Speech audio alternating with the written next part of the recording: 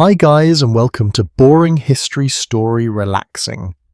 Tonight we step quietly into a small wooden hut deep in a medieval winter, where the cold does not simply sit outside waiting politely, but presses inward from every direction, testing every surface, every seam, every breath you take.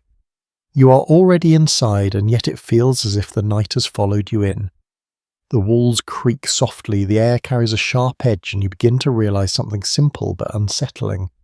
You probably would not survive this. So before you get comfortable, take a moment to like the video and subscribe, but only if you genuinely enjoy what I do here.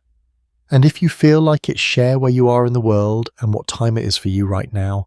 It is always a strange comfort to imagine how many different nights we are sharing together. Now dim the lights. You stand still for a moment, letting your eyes adjust, though there is not much to see. The interior of the hut is dim, shaped by a low fire that glows rather than burns. The light flickers unevenly, touching the wooden walls in brief shifting patterns before pulling away again. The structure itself is simple. Rough timber beams, packed earth floor, and a roof that holds just enough to keep the snow from falling directly onto you. Just enough. You notice the cold first not as a shock but as a presence. It settles into your skin slowly, as if it has been waiting for you to stop moving. The air feels thin and dry, carrying the faint scent of smoke-damp wood and something else beneath it. A kind of stillness that has weight. In many medieval homes, especially among peasants, insulation was minimal at best. Wooden planks were often fitted together without precision, leaving tiny gaps where wind could slip through without effort. You feel it now, a faint thread of air brushing against your cheek, then your hands, then finding its way beneath your clothing. It does not rush. It lingers. You shift your weight slightly. The floor beneath you is cold even through your shoes. Packed earth holds the memory of the day, but that memory fades quickly once the sun is gone. You can almost imagine the cold rising upward, meeting you halfway, claiming space inch by inch. Somewhere behind you, a small movement. You turn your head just enough to listen, not alarmed, just aware. The hut is not empty. It never truly is. Even in silence, there are subtle sounds that remind you of life continuing in quiet ways. A soft rustle of straw, the faint adjustment of someone settling into place. A breath drawn slowly, then released. You're not alone in this cold, and that changes things. It was common for entire families to share a single room like this, sometimes with animals kept close by, especially during harsh winters. Not out of sentiment, but necessity. Everybody in the space contributes something small but vital. Heat. You take a step forward, carefully. The light from the fire shifts as you move, casting your shadow briefly against the wall before breaking it apart again. You begin to notice more details now, a low sleeping area arranged near the far side, straw piled unevenly covered with layers of rough fabric. It does not look inviting in the way modern comfort does. It looks purposeful. You approach it slowly, your hands lower slightly as if testing the air, still cold, but different. Closer to the ground, the chill is softened just a little. Not gone, but less sharp. The straw traps pockets of warmth, holding on to whatever heat has gathered over time. It is not much, but it is enough to matter. You kneel. The movement feels heavier than expected.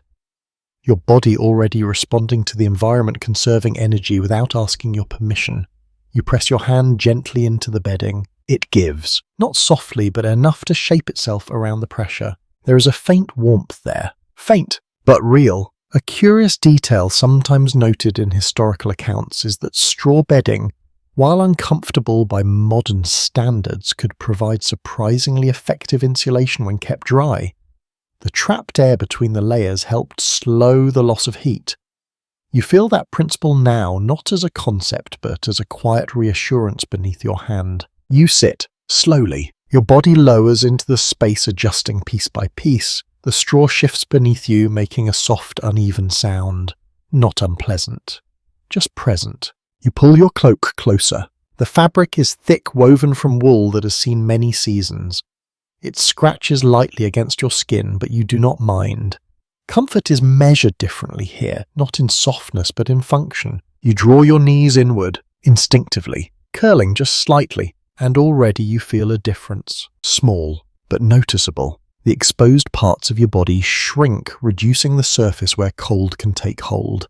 It is not something you were taught in words. It is something your body understands on its own. Outside, the wind moves. You hear it now. A low, steady sound brushing against the walls, searching for entry.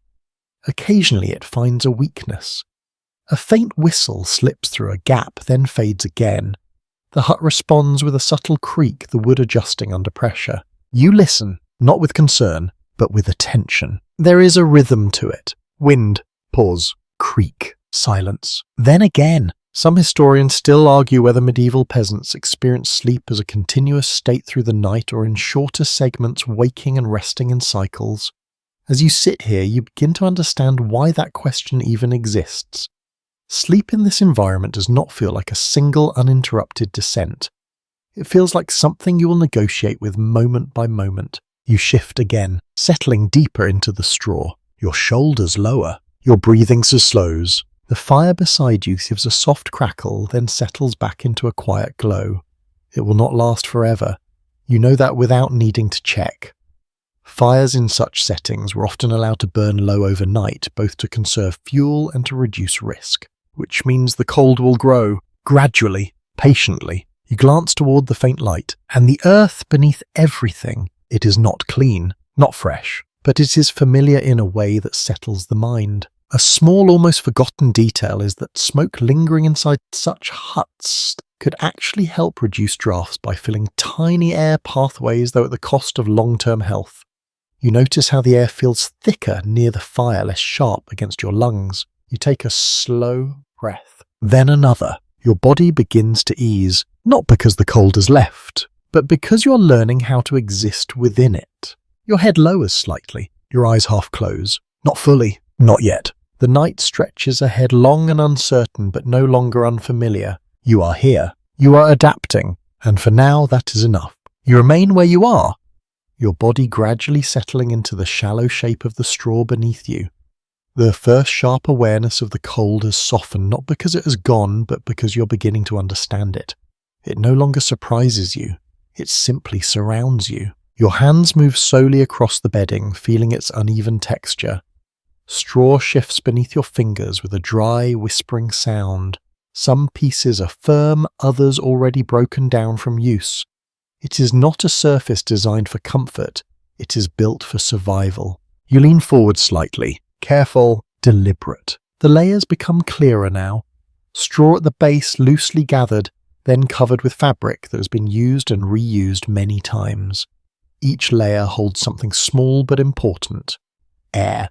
And that trapped air becomes a barrier, slowing the steady escape of warmth from your body. You press your palm deeper. There is a faint pocket of warmth hidden within. It surprises you, not because it is strong, but because it exists at all. In many medieval households, bedding was less about softness and more about insulation. The goal was not to feel comfortable in the modern sense, but to hold on to every bit of heat the body produced. You begin to notice how the space beneath you responds as you shift, how the straw adjusts, how it forms around you in a rough, imperfect way that still serves its purpose. You lower yourself further, carefully easing your weight down. The straw compresses beneath you with a soft crunch, then settles. The fabric above it pulls slightly, tightening across your back. It is firm, uneven, but it holds you in place. You draw your cloak around you again, tighter this time. The wool feels heavier now, resting across your shoulders and chest. It traps the air close to your skin, holding onto the warmth your body is slowly building. It is not immediate, it takes time. You wait. Your breathing slows. Each inhale feels cool but less biting than before. Each exhale carries a faint warmth that lingers for just a moment before disappearing into the space around you. You shift your legs inward, pulling your knees closer to your chest. The movement feels instinctive and effective. By reducing the space your body occupies, you conserve heat more efficiently. It is a simple adjustment, but it changes how the cold interacts with you. Less surface exposed, less heat lost. You rest your head slightly to one side. The fabric beneath you smells faintly of wool and smoke with a hint of dampness that never fully leaves. It is not unpleasant, just constant, a reminder of how closely everything here exists together. Air body material, nothing separate. A quiet sound reaches you, soft, close. You turn your head just enough to notice the faint outline of another figure nearby. Someone else has already settled into their place, wrapped tightly in their own layers. Their breathing is slow, steady, almost rhythmic. You listen, not out of your curiosity, but because it grounds you. The presence of others changes the night. It fills the silence in a way that feels steady rather than empty.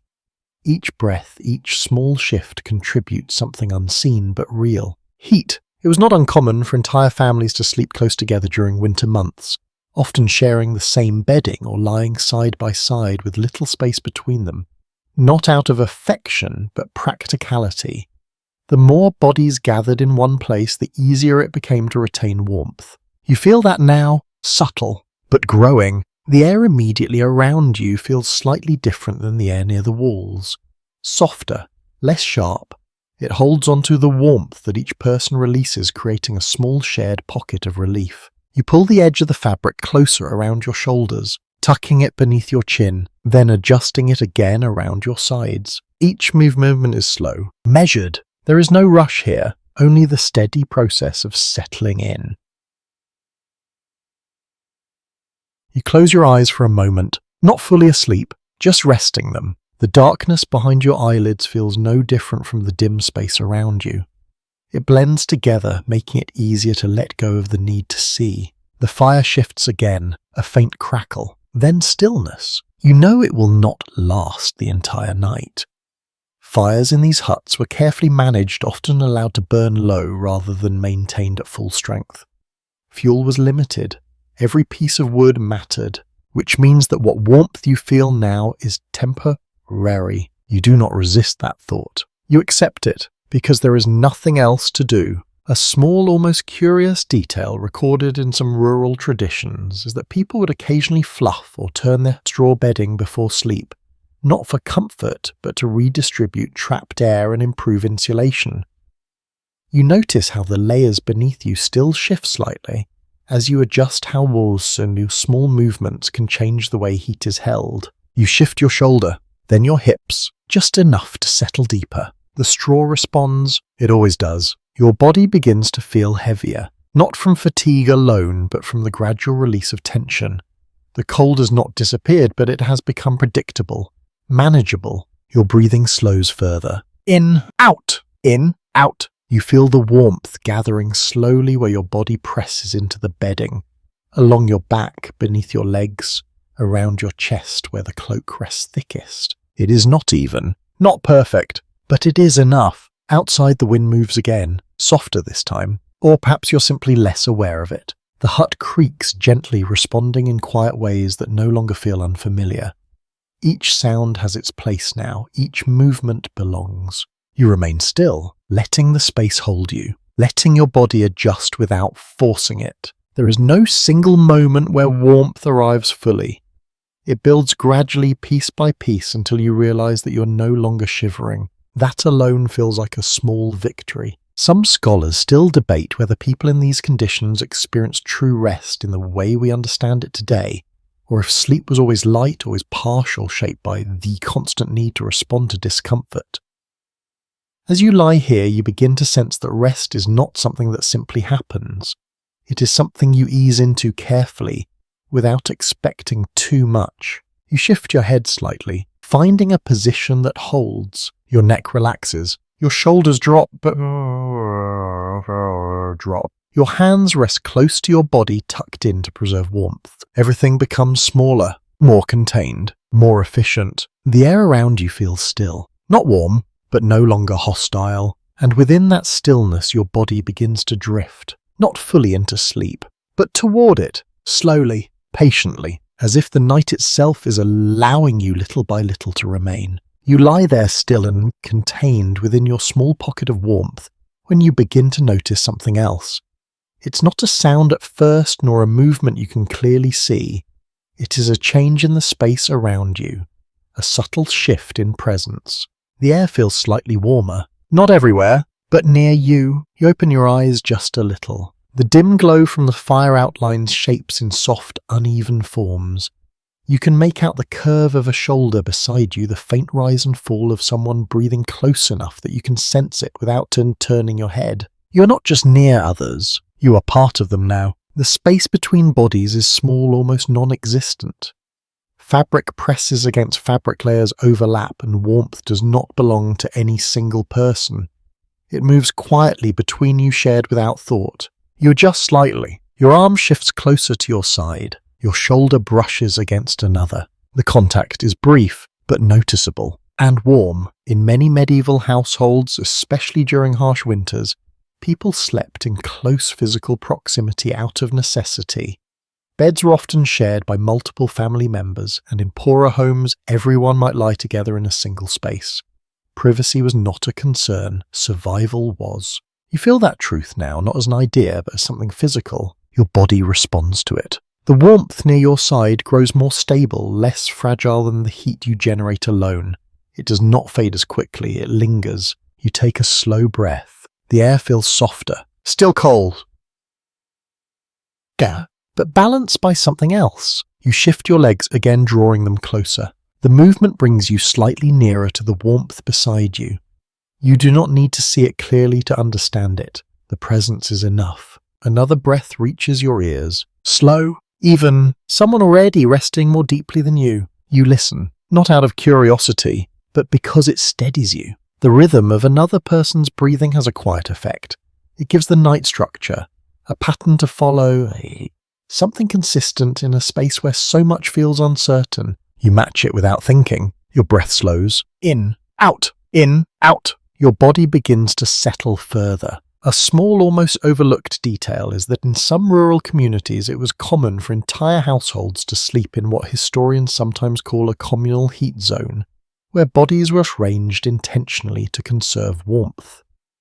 The strongest or healthiest might lie on the outer edges, while children or weaker members were kept toward the centre, where heat was most stable. You notice how the warmth around you is not evenly distributed. Some areas feel slightly cooler, others hold more heat. It shifts depending on where each body rests. You remain still, allowing yourself to stay within the warmer space. The fabric around you presses gently against your side. It carries the faint warmth of another person's body transferred through layers of wool and linen. It is not direct, not overwhelming, but it is enough to matter. You close your eyes again, this time more fully. The darkness feels deeper now, less interrupted by thought. Your awareness narrows, focusing on smaller things, the warmth at your side, the steady breathing nearby, the slow rise and fall of your own chest. Outside the wind moves again, but it feels distant now, less immediate. The sounds of the hut settling, the occasional creak of wood all seem to fade slightly as your attention turns inward. You shift your hand, tucking it closer to your body. Your fingers brush lightly against fabric that is not yours. Rough-worn, familiar in texture. You pause for a moment, then leave your hand where it is. There is no need to pull away. Space is not something you can afford. A faint warmth spreads through your arm, carried from the contact. It is subtle but steady. Another small piece added to the balance that keeps you here. You breathe in slowly. The air carries the same mixture of smoke, wool, and earth. But now it feels less sharp. Your body has adjusted. What once stood out now blends into the background. There is a quiet comfort in that, not because it is pleasant, but because it is known. Some historians still argue whether the emotional experience of such close living conditions was one of comfort or simply acceptance. As you lie here, you begin to sense that the distinction may not matter. What matters is that it works. You shift your shoulders slightly, finding a position that allows you to stay close without discomfort. The straw beneath you adjusts again, settling into a new shape. It supports you unevenly but consistently. You no longer notice the individual points of pressure. They blend into a general sense of being held. Your body grows heavier, not with strain, but with rest. The warmth around you builds slowly, not from any single source, but from the combined presence of everyone sharing the space. It is fragile, dependent on stillness, on closeness, on the absence of unnecessary movement. You understand that instinctively now. You remain still, letting the warmth gather, letting it stay. Your breathing slows further. Your thoughts begin to drift, not disappearing, but loosening. The need to stay alert fades just enough for something else to take its place. A quiet pull towards sleep, not deep, not complete, but present. You feel your body relax in small ways. Your jaw softens, your shoulders sink slightly. Your hands rest without tension. You are still aware of the cold. It has not left. It lingers at the edges, in the air above you, near your face, at the outer layers of your clothing. But within the space you occupy, something holds it back. Not completely, but enough. A small, almost curious observation from later studies suggests that shared body heat in confined spaces could raise the immediate temperature by several degrees, even in poorly insulated structures. You feel that difference now, not measured but experienced. It is the difference between enduring and managing. You shift your head slightly. Your cheek rests more comfortably against the fabric beneath you. The position holds. You do not need to adjust further. Your body has found a balance. The sounds around you continue, but they no longer demand attention. The wind, the wood, the faint crackle of the fire all blend into a steady background. You remain where you are, close, still, part of the quiet arrangement that allows the night to pass. And slowly, without marking the exact moment, you begin to drift further, not into full sleep, but closer than before, carried there not by comfort, but by the shared effort of simply remaining warm. You remain curled within your small circle of shared warmth, your body finally beginning to hold its heat rather than lose it. The change is subtle, but it settles into you like a quiet agreement between your body and the night. Your hands move slowly, almost without intention. They find the edge of your cloak again. You pull it closer, then closer still. The fabric resists slightly thick and heavy, but it yields with steady pressure. It folds over itself, creating layers that trap air between them. You feel the difference immediately. The air beneath the wool is warmer than the air outside it, held in place, protected. Wool, though coarse and often uncomfortable, was one judge of the most effective materials available in medieval Europe for retaining heat even when slightly damp. It does not feel soft against your skin. It scratches, it presses, it reminds you constantly that it is there. But it works, and that is enough. You adjust the cloak again, this time tucking it beneath your legs. The movement is slow, careful not to disturb the warmth that has gathered. You notice how each layer matters. Not just the cloak, but the tunic beneath it, the smaller pieces of fabric wrapped around your body. None of them are perfect on their own. Together they create something that holds. You shift your shoulders, settling deeper. The fabric presses against your chest, your arms, your back. It forms a kind of barrier, thin but consistent, between you and the cold that still waits just beyond it. You take a slow breath. The air inside your cloak feels different. Softer, less sharp. You exhale, and for a brief moment that warmth lingers trapped near your face before fading. A small movement beside you. Someone shifts in their in their whole sleep. The fabric around them rustles quietly, then stills again. You do not move. You have learned already that stillness preserves what little warmth exists. Every unnecessary motion lets cold air slip in, breaking the fragile balance. You remain as you are, contained, held together by layers that are not comfortable but essential. A lesser-known detail recorded in some rural communities is that people would sometimes sleep fully clothed during winter, even indoors, rather than changing into separate garments for rest. Removing layers meant losing warmth, and putting them back on in the morning could be difficult when the air was at its coldest. You understand that instinct now? There is no separation between day and night clothing here, only what keeps you alive. You adjust your arm slightly, pressing it closer to your body. The cloak tightens around you, reducing the space where cold air can gather. You feel the difference almost immediately, small but real. You close your eyes again. This time the darkness feels steadier. Your awareness narrows further, focusing less on the space around you and more on the sensation of warmth where it exists. Along your chest, around your shoulders, beneath your legs. It is not evenly distributed. Some areas remain cooler, especially near your face where the air is exposed. But the core of your body feels more stable now, less threatened. You breathe in, slow, measured. The air carries the same familiar scent of smoke and wool, but it no longer feels harsh. Your body has adjusted, accepting it as part of the environment rather than something separate.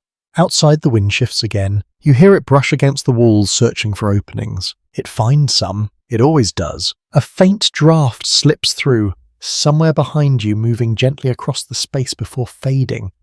You feel it briefly against your neck, then it is gone. You do not react. There is no need. The layers you have built hold. You remain still. A point sometimes raised in historical discussions is how much of medieval winter survival depended not on eliminating the cold but on managing it through small, consistent strategies. There was no single solution, no moment where the environment became comfortable.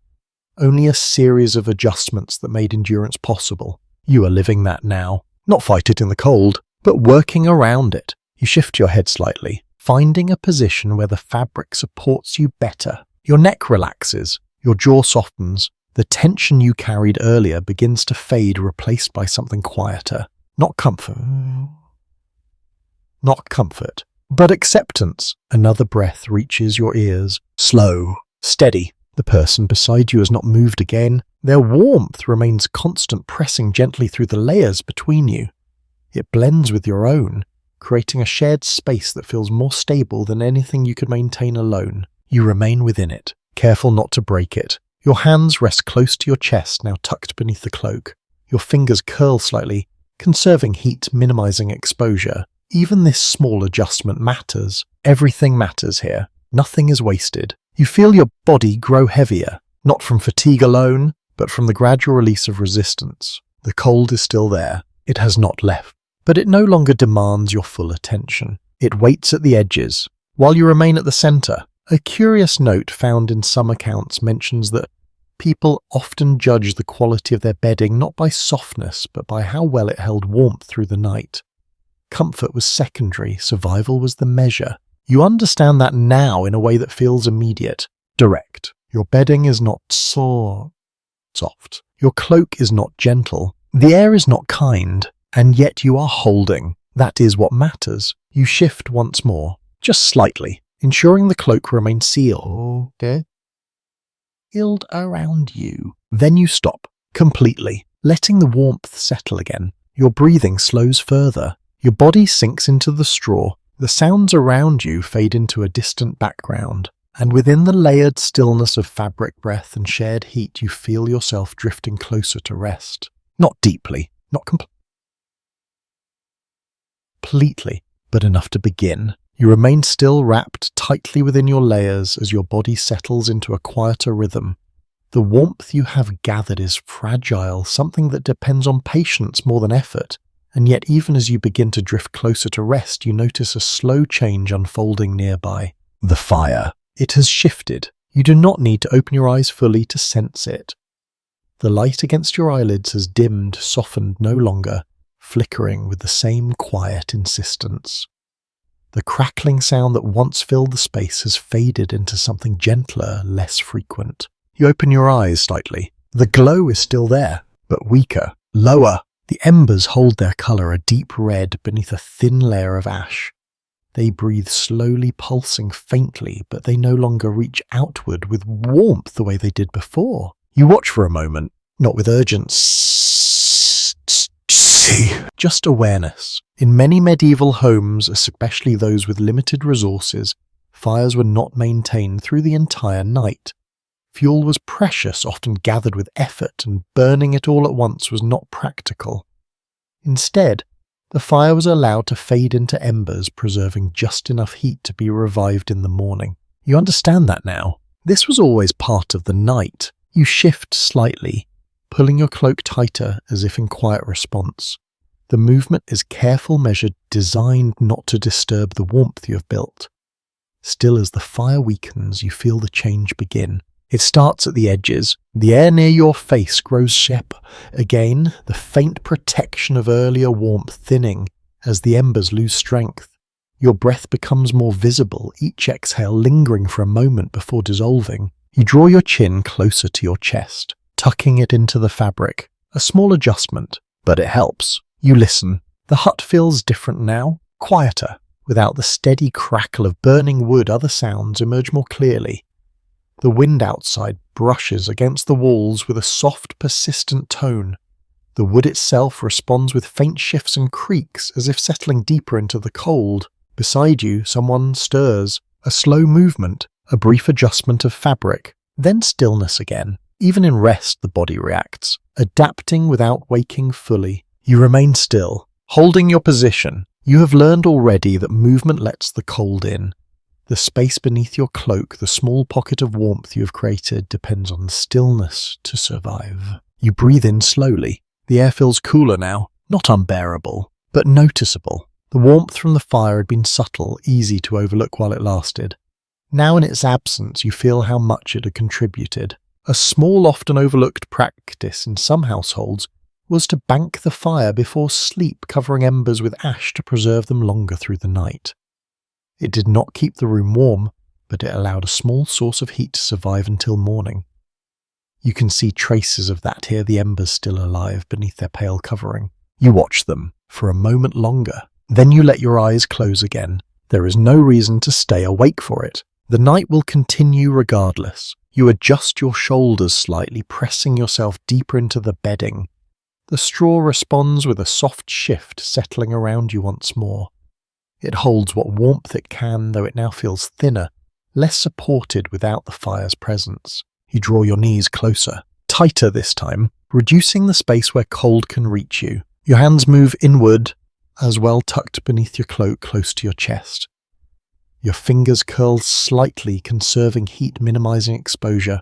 Everything becomes smaller, more contained. You focus on your breathing, slow. Even the warmth you produce becomes more important now than anything around you. Your body works quietly, maintaining what it can, adjusting without effort. A point often discussed among historians is how dependent medieval life was on managing limited resources, especially in winter. Firewood, food, clothing all had to be used carefully, stretched across time rather than spent quickly. Even warmth itself was something to be rationed. You feel that truth now, not as an idea, but as a condition. The fire has given what it can. Now it rests, and you must rely on yourself and those around you. The presence beside you remains steady. The warmth from another body does not fade as quickly as the fire's glow. It lingers, sustained by life rather than fuel. You lean slightly closer, not enough to just enough to remain within its reach. The shared warmth grows more noticeable again, filling the space left by the dying embers. It is not as strong as a fire, but it is more consistent, more reliable. You settle into it, allowing it to hold you. Outside, the wind continues its slow movement. It finds small openings, slips through, then disappears again. The hut responds with quiet resilience, shifting just enough to endure. Inside, everything becomes still. The absence of firelight deepens the darkness, making the space feel smaller, more enclosed. But within that enclosure, your awareness narrows. You are no longer focused on the room, only on your place within it. Your body grows heavier, your breathing slows further. The cold remains at the edges, pressing inward, but it does not reach you fully. Not yet. You remain in the center, protected by layers, by closeness, by stillness. A small, curious observation from later studies suggests that people living in such conditions developed an acute awareness of temperature changes, often waking briefly to adjust their position or coverings without fully becoming conscious. As you lie here, you begin to sense how that might happen. Even now, your body is alert in quiet ways, ready to respond, but not resisting rest. You shift your head slightly, finding a position that holds. Your cheek presses into the fabric beneath you. It feels firmer now, colder, but still supportive. You let your eyes remain closed. There is no need to look again. The fire has done its part. The rest of the night belongs to you, and slowly as the last faint glow fades behind your eyelids, you drift further into a light, careful sleep, held together by warmth that is no longer given but maintained. You remain curled in place, held within the narrow pocket of warmth you have managed to preserve. The fire has faded into near silence, and the cold has settled into the spaces it left behind. Yet your body continues its quiet work adjusting, without asking, refining the way you exist within this night.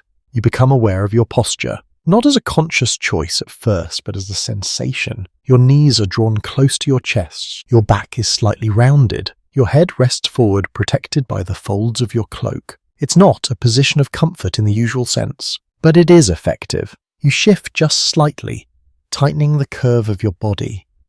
The movement is small, almost unnoticeable, yet it changes how the warmth gathers. The closer your limbs are to your core, the more heat remains contained. The air within your layers warms faster, held in place rather than drifting away.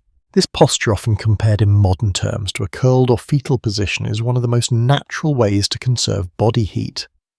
By reducing exposed surface area, the body slows the rate at which warmth escapes into the surrounding air. You feel this principle directly, not as knowledge, but as relief. Your breathing remains slow, measured. Each inhale is cool but manageable. Each exhale carries a trace of warmth that lingers just long enough to soften the air around your face. You draw your chin closer again, tucking it deeper into the fabric. Your shoulders follow, rising slightly as you fold inward. Everything becomes more compact, more efficient. You notice your feet. They are still, pressed together beneath the layers. They hold less warmth than the rest of your body, more exposed to the cold that settles near the ground. You shift them slightly, bringing them closer to your legs, reducing the space between them. The change is immediate, small, but important. You pause, letting the warmth build again. Beside you, another slow movement. Someone adjusts in their sleep, turning, slightly pulling their own coverings closer. The fabric rustles softly, then settles. The shared warmth shifts with them, flowing subtly through the space you occupy together. You remain still, allowing the warmth to resettle. The balance is delicate. Every movement alters it. You begin to understand that sleeping here is not a passive act. It is something you participate in even as you rest. Your body makes constant quiet adjustments, responding to changes in temperature, position, and proximity. A lesser-known observation from historical studies suggests that people in colder climates often developed habitual sleeping positions that prioritized heat retention without conscious thought. Over time, the body learns what works and returns to it automatically. You feel that now. Your posture is no longer something you think about. It is something you return to. Again and again, you shift your arm slightly, tucking it tighter beneath your cloak.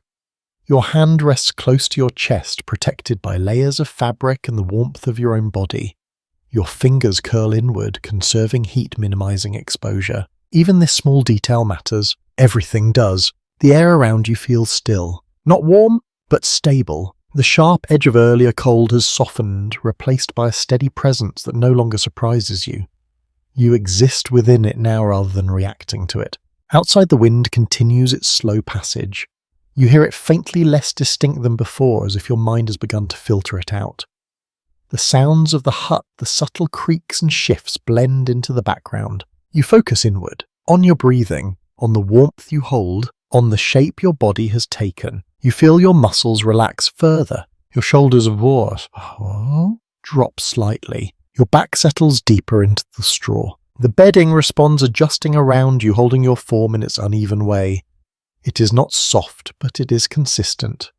It supports you enough to remain still without strain. A point sometimes raised in discussions of medieval daily life is how closely physical habits were shaped by necessity rather than comfort.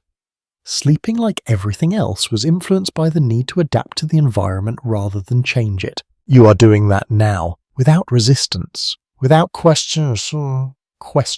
You shift your head slightly, finding a position where your face is better protected. The fabric brushes against your cheek. Rough, but warm. You let your eyes remain closed. There is no need to open them again. The darkness is complete now, and your awareness no longer depends on sight.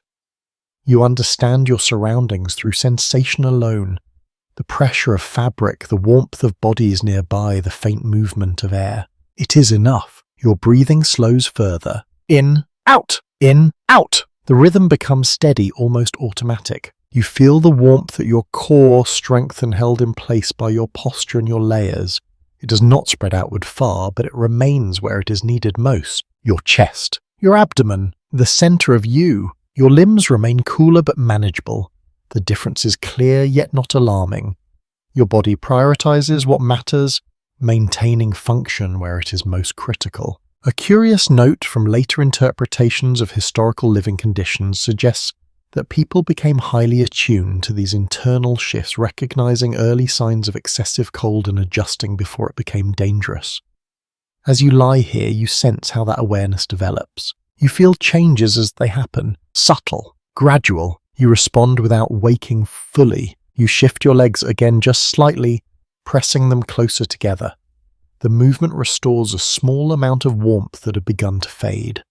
You pause, letting the balance return. Then you remain still. The night continues, unchanged, unhurried. Your body grows heavier, your thoughts drift further. The need to remain alert fades, replaced by a quiet acceptance of the conditions around you. You are not warm, but you are not losing warmth as quickly. That is enough!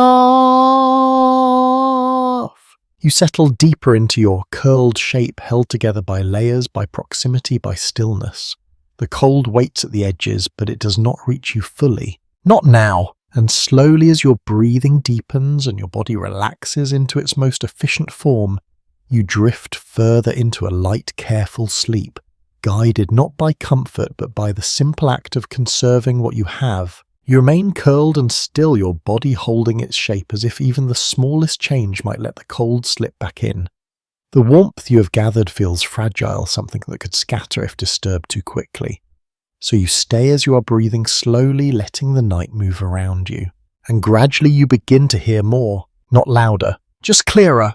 Without the fire's steady sound, the hut reveals itself in layers of quiet detail. The wood around you shifts in small, almost thoughtful ways. A beam settles. A faint creak moves along the wall, then fades. These are not sudden noises. They are slow, measured part of the structure responding to the cold pressing against it. You listen, not with concern, but with curiosity. The wind outside brushes along the surface of the hut, sometimes softly, sometimes with a little more force. It does not howl or rush. It moves steadily, like a hand testing every edge, every seam, searching for a way through. And sometimes it finds one. A faint thread of air slips into the space, barely noticeable at first. It touches your cheek, cool and light, then disappears. A moment later, another follows from a slightly different place. The hut is not sealed. It never was. In many medieval dwellings, especially those built quickly or with limited tools, gaps between wooden planks were common.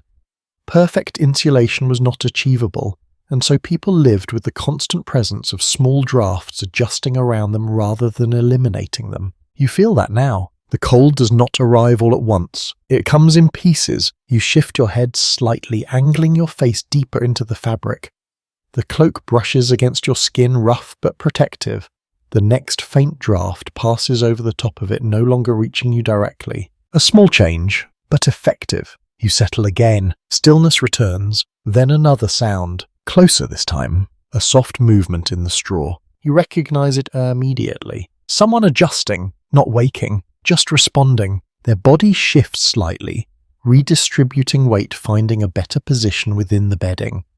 The straw answers with a quiet rustle, then stills once more. You remain as you are, listening. There is a pattern to these sounds. The hut does not fall silent. It breathes. Wood, wind, fabric, breath. Each element moves in its own rhythm, overlapping but never fully aligning.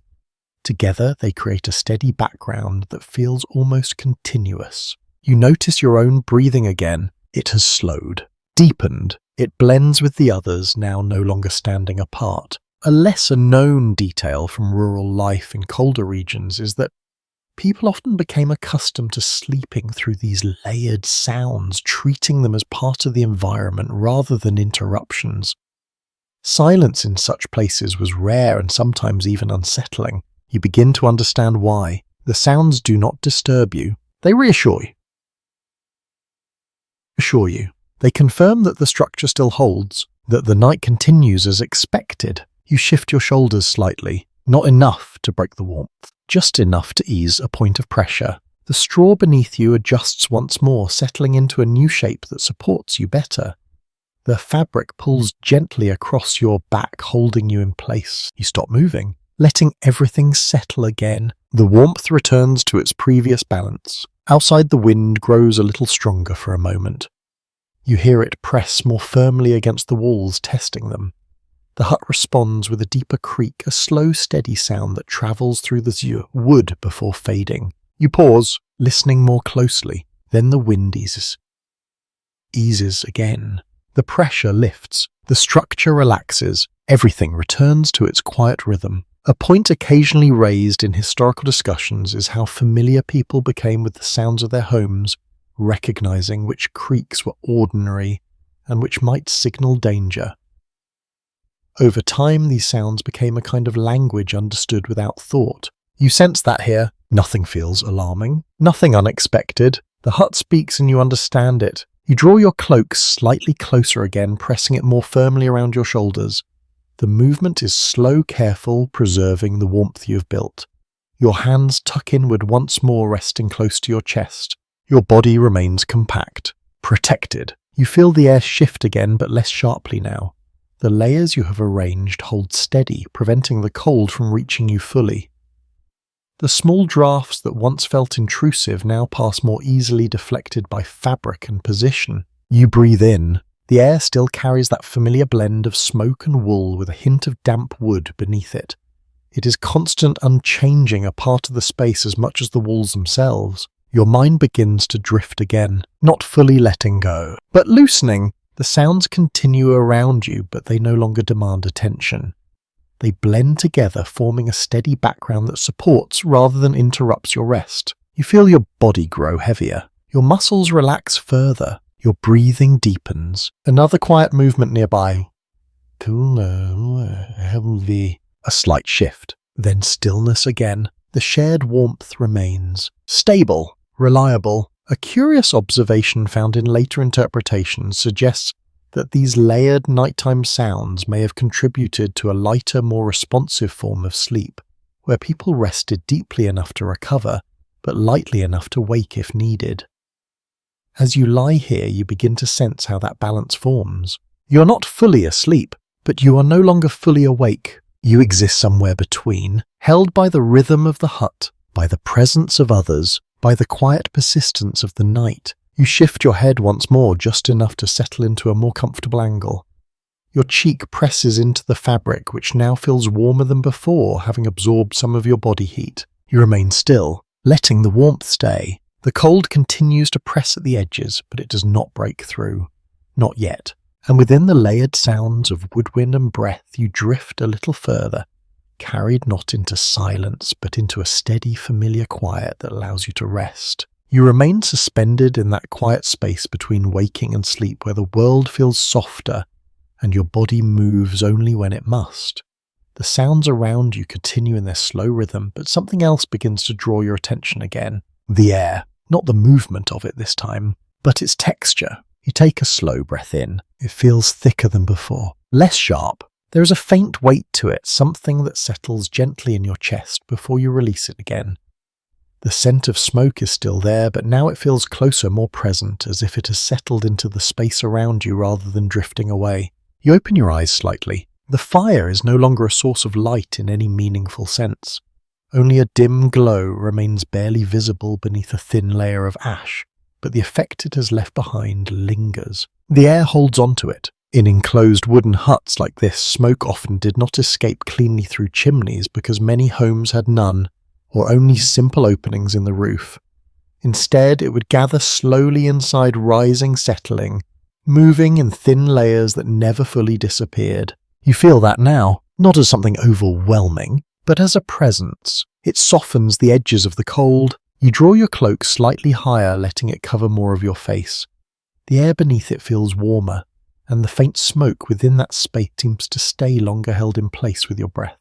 It's not entirely comfortable, but it helps. A curious detail noted in some rural traditions is that lingering smoke inside homes could reduce the sharpness of cold air by slowing its movement and filling small gaps where drafts might otherwise pass more freely. It came at a cost, of course, but in moments like this, the immediate effect mattered more than long-term concerns. You shift your head slightly. The movement is slow. Careful. Your cheek presses into the fabric, again now warmer than before, shaped by your body. The straw beneath you has settled completely, forming a shallow impression that holds you in place. You no longer need to adjust as often. Your body has found its position. Beside you, the steady presence of others continues. Their warmth has not faded, though it changes slightly as they move in their sleep. A shoulder turns, a leg shifts, a breath deepens. Each small change alters the shared space, but never enough to break it. You remain within that balance, still aware. The air feels quieter now, not because the sounds have stopped, but because your attention has softened. The wind still moves outside the wood, still responds, but they feel distant, less immediate. Your focus turns inward again, to your breathing, to the warmth you hold, to the way the air settles around you. A point often discussed when examining life in such conditions is how people adapted not just physically, but sensorially, becoming accustomed to environments that would feel overwhelming to someone unfamiliar. The smell of smoke, the closeness of bodies, the weight of the air, all became part of normal experience. You feel that shift happening. What once stood out now blends together. The smoke no longer feels intrusive. It feels impacted. You take another slow breath. The warmth within your cloak grows slightly with each exhale held in place for a moment before fading. You realize that your breath itself has become part of your warmth, something small but continuous. You adjust your hands, again tucking them deeper beneath your layers. Your fingers press lightly against your chest, absorbing the heat there. They no longer feel as cold as before. That alone is enough. You pause, letting everything settle again. Outside, the wind shifts once more, but more gently now. It brushes against the hut without force, as if the night itself has softened. The structure responds with only the faintest sound barely noticeable. Inside, the air remains still, held, contained. A detail sometimes mentioned in historical accounts is that smoke-blackened interiors were common, with walls and ceilings gradually darkened over time. This build-up could also affect how heat was absorbed and retained, though not in ways that were fully understood at the time. You glance upward briefly. The ceiling above you is dark, uneven, marked by years of use. You cannot see it clearly in the dim light, but you sense its presence close and enclosing. You lower your gaze again. There is nothing more to see, only what you feel. You settle deeper into the bedding. Your shoulders relax further. Your back presses into the straw, which now feels almost steady beneath you, no longer shifting with every small movement. Your body has adapted. For now, you feel the warmth, that your core remains stable, held in place by your posture, your layers, and the presence of others nearby. It does not spread far, but it does not fade quickly either. That is enough. You breathe in slowly. The air is thick, warm in small pockets, cool in others. It moves gently, influenced more by your breath and the bodies around you than by anything outside. You remain still, letting that balance continue.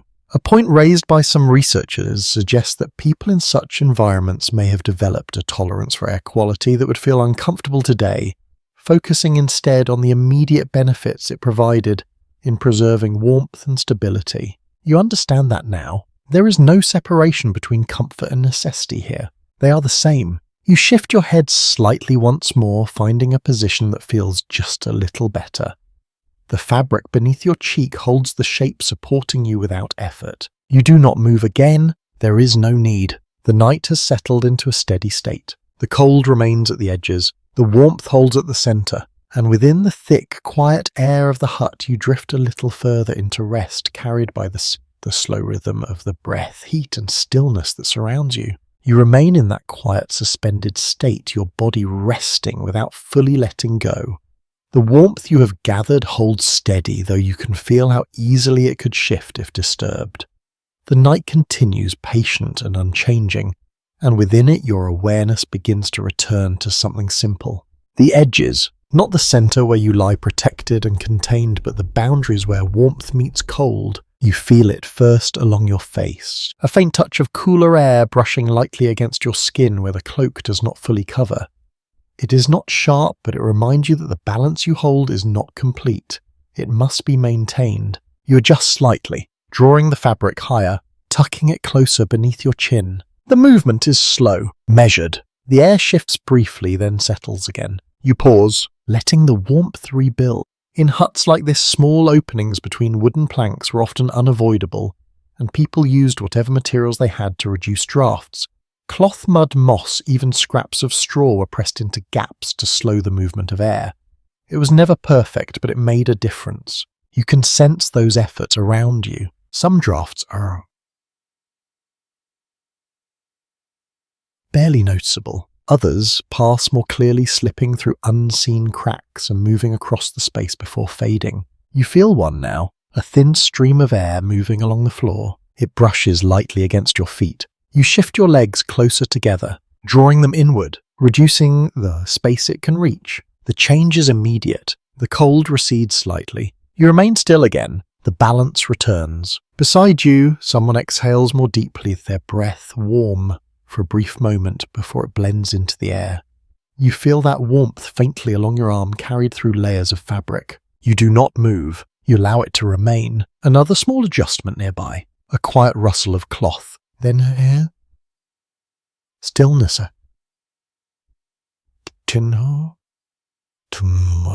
The shared space continues to shift in subtle ways, but it never breaks. It adapts, just as you do. A lesser-known practice in some regions involved using simple barriers near sleeping areas, such as hanging cloth or placing objects strategically to reduce direct drafts during the night.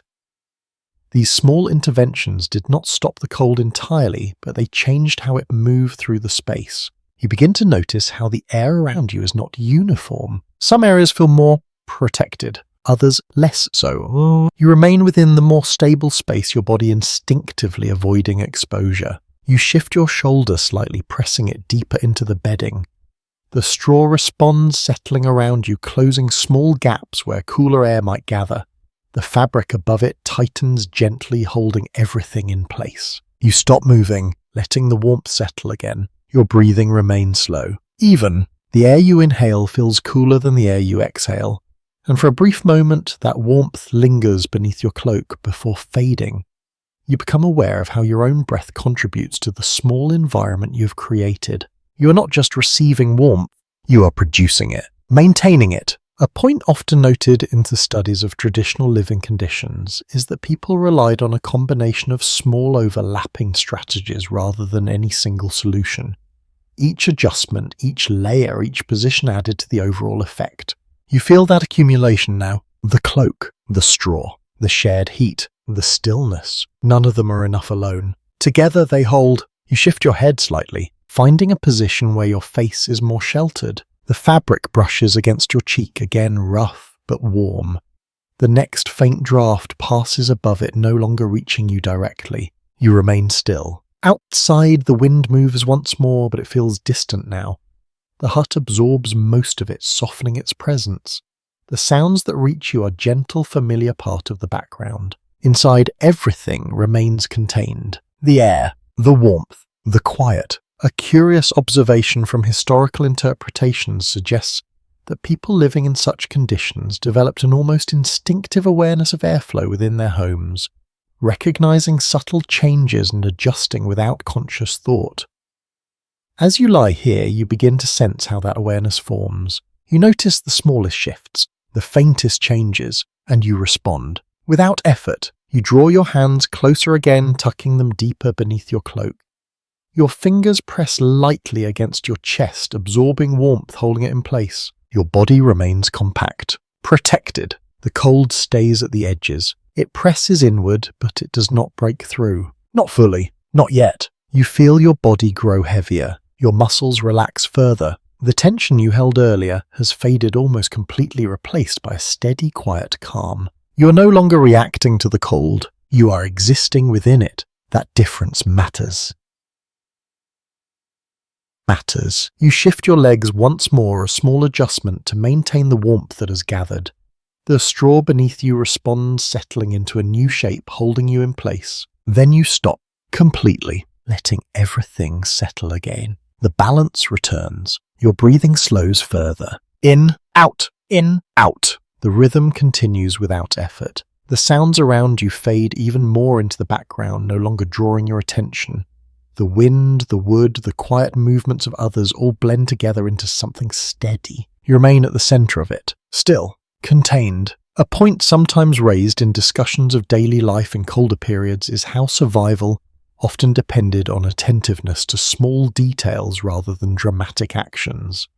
It was not a single effort that carried people through the night, but a continuous series of minor adjustments. You are part of that now. Each small movement, each careful decision, they keep the warmth where it needs to be. You shift your head slightly one last time, settling into a position that feels stable, supported. The fabric beneath your cheek holds its shape warmed by your presence. You do not move again. There is no need. The night continues steady and unchanging, and within the careful balance of warmth and cold you drift a little further, held not by comfort but by the quiet success of simply enduring. You remain still, your body settled into its carefully shaped space, when a small change begins to ripple through the shared warmth around you. It is not the cold this time, not the wind or the fading fire, but something more immediate. The coverings. You feel a slight pull at the edge of the fabric resting across your shoulder. It shifts almost imperceptibly, then settles again in a new position. The warmth around you adjusts with it redistributing itself in quiet, uneven ways. You open your eyes just slightly, not enough to see clearly, just enough to notice. The shared blanket or what passes for one is not fixed. It moves with each person beneath it, shaped by bodies rather than placed with intention. A corner slips, a fold loosens a layer, shifts, and suddenly the balance changes. You feel it now, a small gap near your shoulder. Cooler air slips in, not sharply, but enough to be noticed. You respond slowly, drawing your arm inward, lifting your shoulder just slightly to pull the fabric back into place. The movement is careful, deliberate, designed to restore the warmth without disturbing the rest. The fabric settles again. The gap closes. The warmth returns. You pause, letting everything stabilize. In many medieval households, blankets were shared among several people, often made from heavy wool or layered cloth. They were not large enough to fully cover everyone without adjustment, and so maintaining coverage through the night required constant subtle movement. You begin to understand that now. The warmth is not fixed. It must be maintained. You shift your hand, slightly pressing the edge of the fabric closer to your chest. Your fingers hold it there for a moment, ensuring it does not slip again. The wool feels thick, slightly rough, but it traps the air effectively. You release it slowly, carefully. The fabric. For now, beside you, another small movement. Someone turns slightly in their sleep. The shared covering responds, pulling gently in one direction, then settling again. The warmth shifts with it, moving like a quiet current through the space. You adjust instinctively, not fully waking, just responding. You draw your knees a little closer, reducing the space where the fabric might loosen. Your shoulders tuck inward again, reinforcing the seal around your upper body. The change is small, but it holds. A lesser-known detail found in some historical records is that people often developed an unspoken coordination when sharing bedding, adjusting in ways that maintained warmth for the group rather than the individual. Movements became quieter, more deliberate, shaped by the necessity. You feel that coordination now, even without thinking. You move less, more carefully. Your body aligns with the others around you, not by choice, but by shared need. You settle again, still. The warmth stabilizes once more. You close your eyes, letting the darkness return. The fabric above you feels heavier now, resting across your shoulders and back. It holds the heat beneath it, creating a small, contained space that feels more secure than the open air. You breathe in slowly. The air beneath the covering is warmer than the air outside it, held in place by the layers of wool and the presence of body beneath it. It is not fresh, not light, but it is stable. And that is what matters. You shift your hand, again tucking it deeper beneath the fabric. Your fingers press lightly against your chest, absorbing warmth, holding it in place. Everything becomes smaller, more contained. Outside, the wind continues its slow movement, but it feels distant now. The hut absorbs most of its softening in its presence. Inside, the shared covering creates a boundary thin but effective between you and the cold. A point sometimes explored in studies of communal living is how shared resources required constant adjustment and awareness even during rest.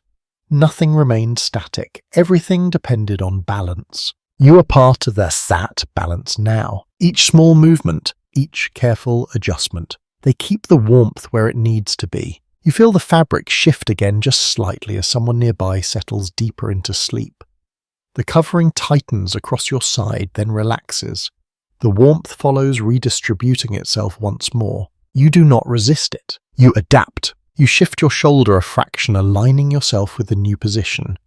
The fabric settles again and the warmth returns to a steady state. You remain still, letting it hold. A curious observation noted in later interpretations suggests that such shared sleeping arrangements may have created a form of unconscious cooperation where individuals adjusted without waking, fully maintaining warmth for the group as a whole. You sense that happening now. No one speaks. No one fully wakes. And yet the space continues to adjust, to function, to hold. You breathe in, slow, even. Your body grows heavier. Your muscles relax further. The tension of earlier hours has faded almost completely, replaced by a quiet acceptance of the conditions around you. You are no longer reacting to each small change. You are moving with them. You shift your head slightly, finding a position where the fabric supports you more fully. Your cheek presses into it, now warmer than before, shaped by the shared heat beneath it. You do not move again. There is no need. The covering holds. The warmth remains, and within the shared shifting space of fabric and breath you drift a little further into rest, carried not by comfort but by the quiet cooperation that allows the night to pass. You remain settled beneath the shared covering, your body aligned with the quiet rhythm of those around you. When another presence begins to make itself known, it is not sudden, it does not interrupt. It has been there all along. You simply notice it now. A different kind of warmth, lower, closer to the ground. It reaches you first through your legs, a faint but steady heat that feels separate from your own body and from the people beside you. It is softer, more constant, less affected by movement. You open your eyes tightly. The darkness remains, but shapes begin to form at the edges. A low outline nearer the far side of the hut, something large but still. You do not need to see it clearly to understand. The animals in many medieval homes, especially during winter, livestock, such as goats, sheep, or even small cattle, were kept inside or very close to the living space. This was not only for protection but for warmth. Their bodies generated heat that contributed to the overall temperature of the hut. You feel that contribution now, subtle but real. You shift your legs slightly, angling them toward the source. The movement is small, careful, preserving the warmth you already hold. The air near your lower body feels just a little less sharp, as if softened by the presence nearby. You pause, letting the warmth reach you. A faint sound follows, a slow, steady breath, deeper than your own, heavier, then another. The rhythm is calm, unhurried, belonging to something larger than you. It fills the space differently, grounding it, adding a quiet stability to the night. You listen, not with concern, but with a kind of quiet awareness. The animals do not move much. Occasionally there is a slight shift, a soft rustle against the floor, the faint sound of hooves or bodies adjusting.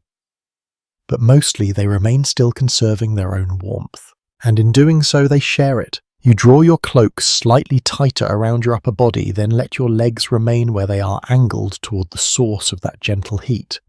The difference is not dramatic, but it is enough to notice. Enough to matter. A lesser-known detail in some rural traditions is that people would sometimes position themselves intentionally within the hut to benefit from the warmth of animals, especially during the coldest nights. The arrangement of bodies was not random. It was shaped by necessity. You begin to sense that arrangement now. The people, the animals, the bedding, everything placed in a way that supports the whole. You remain within that structure, still, aware. Your breathing continues its slow rhythm. In, out. The air near your face remains cool, but your lower body feels more stable, less exposed. The warmth from below rises gently, blending with the warmth you hold at your core. It does not eliminate the cold, but it balances it. You shift your feet slightly, pressing them closer together, then letting them rest. The straw beneath you responds, adjusting to the new position holding you in place. You stop moving, letting everything settle again. Beside you, the presence of others remains steady. Their warmth has not changed, though it shifts subtly with each small movement.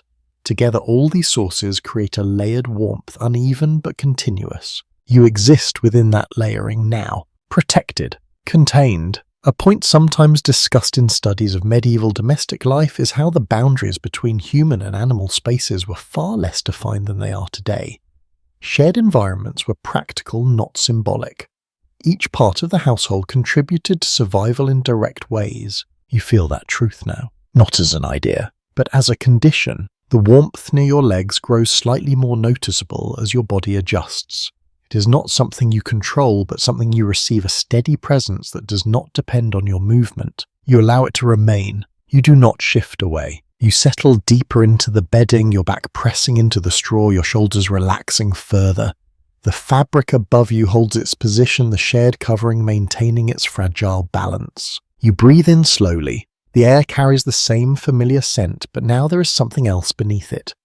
A faint earthy note, warm and animal, blending into the space without overwhelming it. It feels natural, expected. You close your eyes again. The darkness returns fully. Your awareness narrows, focusing on sensation rather than sight. The warmth at your core, the shared heat beside you, the steady presence below, all of it working together. A curious observation noted in later interpretations suggests that the inclusion of animals in living spaces may have increased nighttime temperatures by a small but meaningful amount, enough to influence comfort and survival during harsh winters. You understand that now. The difference is small, but it is enough. You shift your head slightly, finding a position that holds.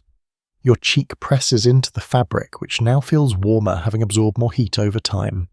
You remain still. There is no need to adjust further. The night continues, unchanged. Your body grows heavier. Your muscles relax fully. The tension you once held has faded, almost completely replaced by a quiet steadiness that allows you to remain. You are not warm in the way you might wish, but you are held within a balance that sustains you. That is what matters. You draw a slow breath, then another. The rhythm continues without effort, and within the layered warmth of body's fabric and the quiet presence of animals, you drift a little further into rest, carried by the simple fact that you are not alone in the cold. You remain where you are, held within the layered warmth that surrounds you, and a quieter awareness begins to settle in. It does not come from movement or sound, but from a subtle shift in the air itself. The cold is deepening, not suddenly, not sharply, but steadily. You feel it first along the outer edges of your body, the places where your cloak does not fully seal, the parts of your face that remain exposed, the thin spaces between layers where warmth is harder to hold. It is not a new sensation, but it is stronger than before. You draw your chin closer again, tucking it deeper into the fabric. Your shoulders follow, curling inward slightly more than before. The movement is small, but it reinforces the barrier you have created. You pause, letting the warmth rebuild. Outside, the night has settled into its coldest hours. Long after sunset, before the first signs of morning temperatures often drop to their lowest point. Without sunlight to sustain even a trace of warmth, the world outside cools steadily, and that cold presses inward. You feel that pressure now, not as a force, but as a quiet persistence. You shift your legs slightly, drawing them closer again. Your feet press together beneath the layers, seeking warmth where they can find it. The heat from your body and from those around you holds, but it must work harder now. You remain still, conserving what you have. Beside you, the steady presence of others continues, though you notice small changes. A deeper breath, a slight movement, the shared warmth shifts subtly, adjusting to the needs of each body without breaking. You remain within that balance, careful not to disturb it. A lesser-known observation in some historical writings is that people often became aware of the coldest part of the night, not by looking outside, but by how their bodies felt while resting. The deep hours carried a distinct stillness where even small changes in warmth became noticeable. You sense that now. The night has reached a point where everything slows. The wind outside is quieter. The sounds of the hut are softer. Even the breathing around you feels deeper. And within that stillness, the cold settles more firmly. You shift your hands slightly, pressing them closer to your chest. Your fingers curl inward, seeking the warmth at your core. The fabric around them holds, trapping the air, keeping it close. The change is small, but it helps. You take a slow breath. The air feels cooler than before, especially as you inhale. Your exhale lingers for a moment, creating a faint pocket of warmth beneath your cloak, but it fades quickly. You notice how your body responds. Without urgency, without alarm, it simply adjusts. A point sometimes raised in discussions of pre-modern living conditions is how closely people learn to read their environment through physical sensation. The body became an instrument of awareness, detecting subtle changes that might otherwise go unnoticed. You are doing that now, feeling the shift before it becomes a problem, responding before it grows. You shift your shoulders slightly, pressing yourself deeper into the bedding. The straw beneath you compresses further, closing small spaces where cold air might gather. The fabric above you tightens, holding everything in place. You stop moving, letting the warmth settle again. The presence of animals nearby remains steady. Their warmth has not changed, though it feels more noticeable now as the surrounding air cools. It rises gently, meeting the warmth from your own body and from those beside you. Together they hold. You remain within that shared space. Protected, contained. A curious detail noted in some rural accounts is that people often woke briefly during the coldest part of the night, not fully conscious but aware enough to adjust their position or coverings before returning to rest. These moments were short, almost unnoticed, but they played a role in maintaining warmth. You sense that possibility now. Your body remains alert in quiet ways, ready to respond, but still at rest. You shift your head slightly, finding a position where your face is more sheltered. The fabric brushes against your cheek, rough but warm. The exposed areas grow smaller, more protected. You pause, letting everything settle. Your breathing slows further. In, out, in, out. The rhythm becomes deeper, more consistent. The sounds around you fade even more into the background, leaving only the steady presence of the night itself. You feel your body grow heavier. Your muscles relax completely. The tension you once held has dissolved, replaced by a quiet steadiness that allows you to remain. The cold continues to press at the edges, but it does not reach your center. Not fully. Not yet. You remain where you are, curled, still, held together by layers, by proximity, by careful adjustment. A point sometimes explored in studies of seasonal living patterns is how winter nights shaped daily routines, influencing when people slept, woke and moved. The coldest hours were often endured rather than avoided, becoming a regular part of life. You understand that now. This is not an exception. It is the pattern. You shift your legs one last time, a small adjustment to maintain the warmth that has gathered. The straw beneath you responds, settling once more, holding you in place. Then you stop completely. There is nothing more to adjust. The balance holds. Your breathing continues, slow, even, and within the deepest, coldest stretch of the night you drift further into a quiet, careful rest sustained not by comfort but by the steady, practiced act of enduring. You remain folded into your small, carefully maintained warmth when something softer begins to rise into your awareness. It is not the cold this time, nor the movement of air or the shift of bodies. It is the scent. You notice it more clearly now that everything else has quieted. A layered presence in the air. Wool, smoke, damp wood, and something deeper beneath it all, a kind of earthiness that never quite fades. You take a slow breath of in. The air feels thick, carrying these scents together in a way that feels constant, almost unchanging. It settles in your chest, not unpleasant, just present. It belongs to this space as much as the walls and the floor. You remain still, letting it surround you. In enclosed wooden huts, especially during winter, when doors and openings remained shut for long stretches, air circulation was limited. Scents accumulated, layered over time, becoming a defining feature of the indoor environment rather than something temporary. You feel that accumulation now. It does not shift quickly, it lingers. You shift your head slightly, pressing your face deeper into the fabric. The smell of wool becomes stronger, they're warmed by your body, softened by time. It carries a faint trace of smoke as well absorbed from countless nights like this. It feels familiar, even if it's not comfortable. You breathe out slowly. The warmth of your breath remains close for a moment, mingling with the scents before fading. The air does not feel fresh in the way you might expect, but it feels stable. And stability matters more than freshness here. A small, often overlooked note from rural traditions is that certain herbs or dried plants were sometimes placed within bedding or hung inside homes not only for scent but also for their perceived protective qualities. While you do not sense anything distinct like that here, the idea lingers in the background, a reminder that people sought ways to shape their environment even in subtle ways. You remain where you are, your body relaxed, your breathing steady.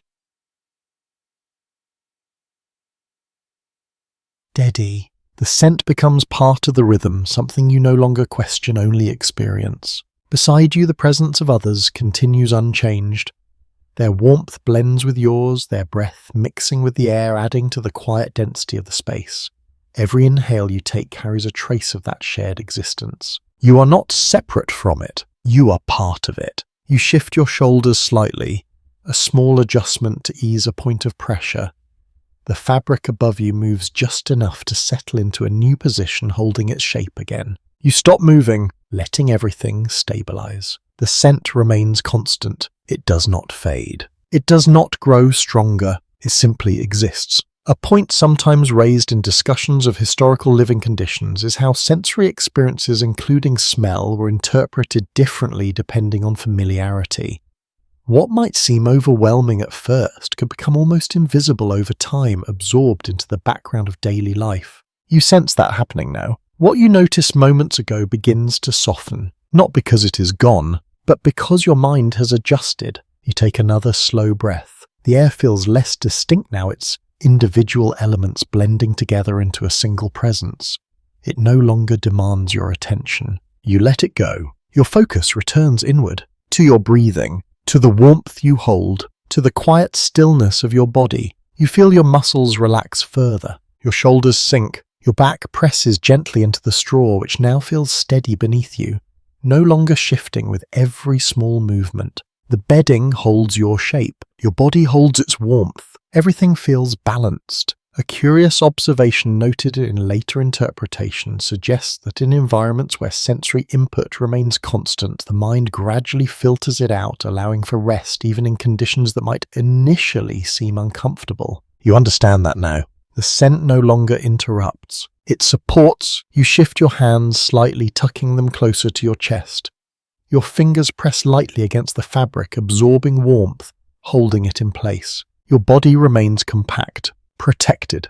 The cold still lingers at the edges, but it does not break through. Not here, not now. You breathe in slowly. The air feels heavier but not oppressive. It fills your lungs, then leaves. The rhythm continues without effort. Outside, the night remains still. The wind has softened further, or perhaps you have simply grown less aware of it. The sounds of the hut have faded into the background, no longer drawing your attention. Inside, everything feels contained, held. A point sometimes explored in studies of traditional domestic spaces is how environments shape not only physical habits, but mental states as well. The constancy of such spaces encouraged a kind of quiet acceptance, a steadying of the mind. You feel that steadiness now. There is nothing to resist, nothing to change, only to remain. You shift your head slightly once more, finding a position that feels just a little more stable. The fabric beneath your cheek holds its warmth, supporting you without effort. You do not move again. There is no need. The scent remains, the warmth holds, and within the quiet, layered air of the hut you drift further into rest, carried not by comfort, but by the gentle familiarity of everything around you. You remain still, your body resting within the quiet balance you have built, when a faint memory of movement returns to you. Not something happening now, but something that happened before you lay down. Small actions, repeated each night. You begin to sense them again, not as clear images, but as a sequence your body recognizes. The preparation before sleep ever begins. You shift slightly, not enough to disturb the warmth, but just enough to settle more fully into your place. The bedding holds you shaped by earlier adjustments, but you can feel how those adjustments mattered. They still do. In many medieval households, the moments before rest were not idle. They were deliberate. Bedding would be shaken or turned to redistribute the straw. Cloaks would be arranged carefully. The fire would be reduced or covered. Each action served a purpose. You feel the result of those actions now. The straw beneath you is not randomly placed. It has been shape-shifted, pressed into a form that traps warmth more effectively. The fabric above you is not loose. It has been pulled, folded, arranged to cover as much as possible. You draw up some slow breath. The air feels steady. The space holds. A small, almost forgotten detail from some accounts suggests that people sometimes warmed their bedding briefly before sleep, either by sitting or lying on it for a short time, allowing their body heat to settle into the layers before fully resting. You sense that here. The warmth beneath you did not appear on its own. It was built. You shift your hips slightly, pressing deeper into the straw. The bedding responds, holding your form, maintaining the shallow impression created earlier. It does not collapse or shift too much. It remains consistent. You stop moving, letting it support you. Your hands remain tucked close to your chest, protected beneath layers of fabric. Your fingers no longer feel as cold as they once did. They hold a faint, steady warmth that has grown over time. You notice that. It feels like progress. Beside you, the presence of others remains unchanged, though you can sense small differences in their breathing. Some are deeper now, slower. Others remain lighter, more responsive. The shared space adapts quietly. Without effort, you remain within it. Still, a point sometimes considered in historical discussions is how nightly routines, though simple, played a significant role in survival. Preparing for rest was not separate from enduring the night. It was part of the same process. You understand that now. What was done before matters now. You shift your shoulder slightly, adjusting the way the fabric rests across your back. The movement is small, but it tightens the layer, reducing the space where cold air might enter. The warmth holds more firmly. You pause, letting it settle. Your breathing remains. Even the air beneath your cloak feels warmer than the air outside it, held in place by your body and the layers around you. Each breath adds to that warmth, even if only briefly. You begin to feel how everything works together. The bedding, the clothing, the positioning, the stillness. Nothing stands alone. A curious note from later interpretations suggests that such routines, repeated night after night, would become instinctive, performed without conscious thought, shaped by experience rather than instruction. You feel that instinct now. Even without remembering each step clearly, your body has followed them, and now it rests within their result. You shift your legs slightly, a small adjustment to maintain the warmth that has gathered. The straw beneath you responds, settling once more, holding your position. You stop completely. The balance returns. Outside, the night remains quiet. The wind has softened further, or perhaps your awareness of it has faded. The sounds of the hut continue, but they no longer draw your attention. Inside, everything feels contained, stable. You take another slow breath. The scent of wool and smoke remains, but it no longer stands out.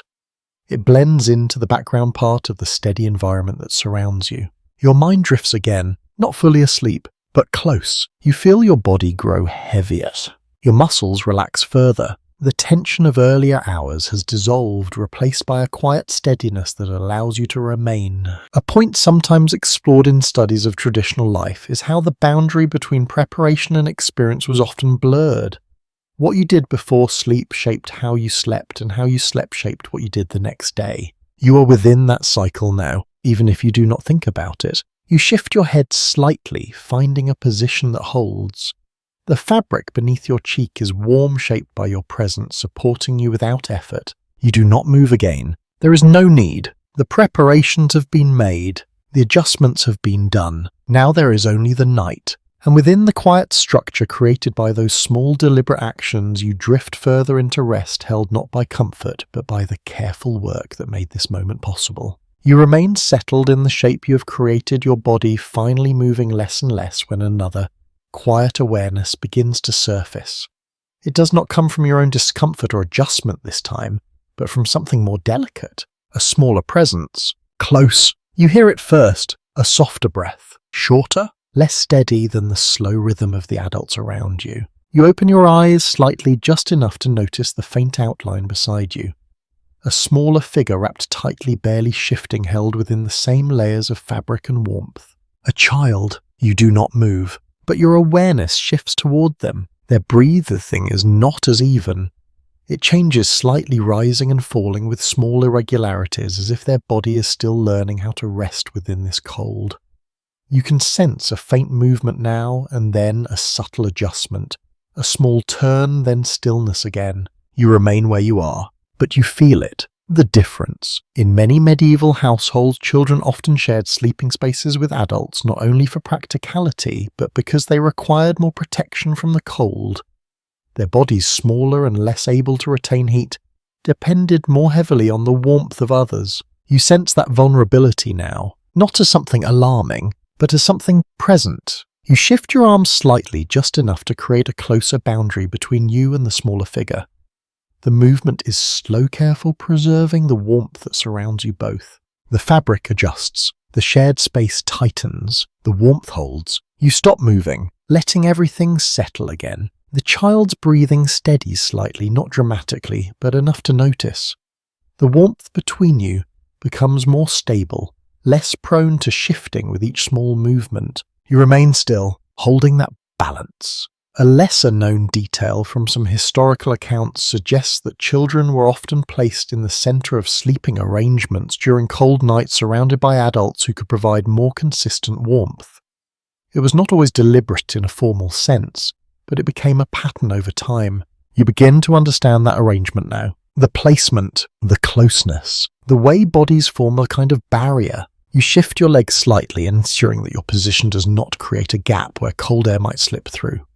The straw beneath you responds, settling once more, supporting the new position. You stop, completely. The warmth remains. The child does not move again for a moment. Their breathing becomes quieter, more even. You feel a faint warmth against your arm, carried through layers of fabric.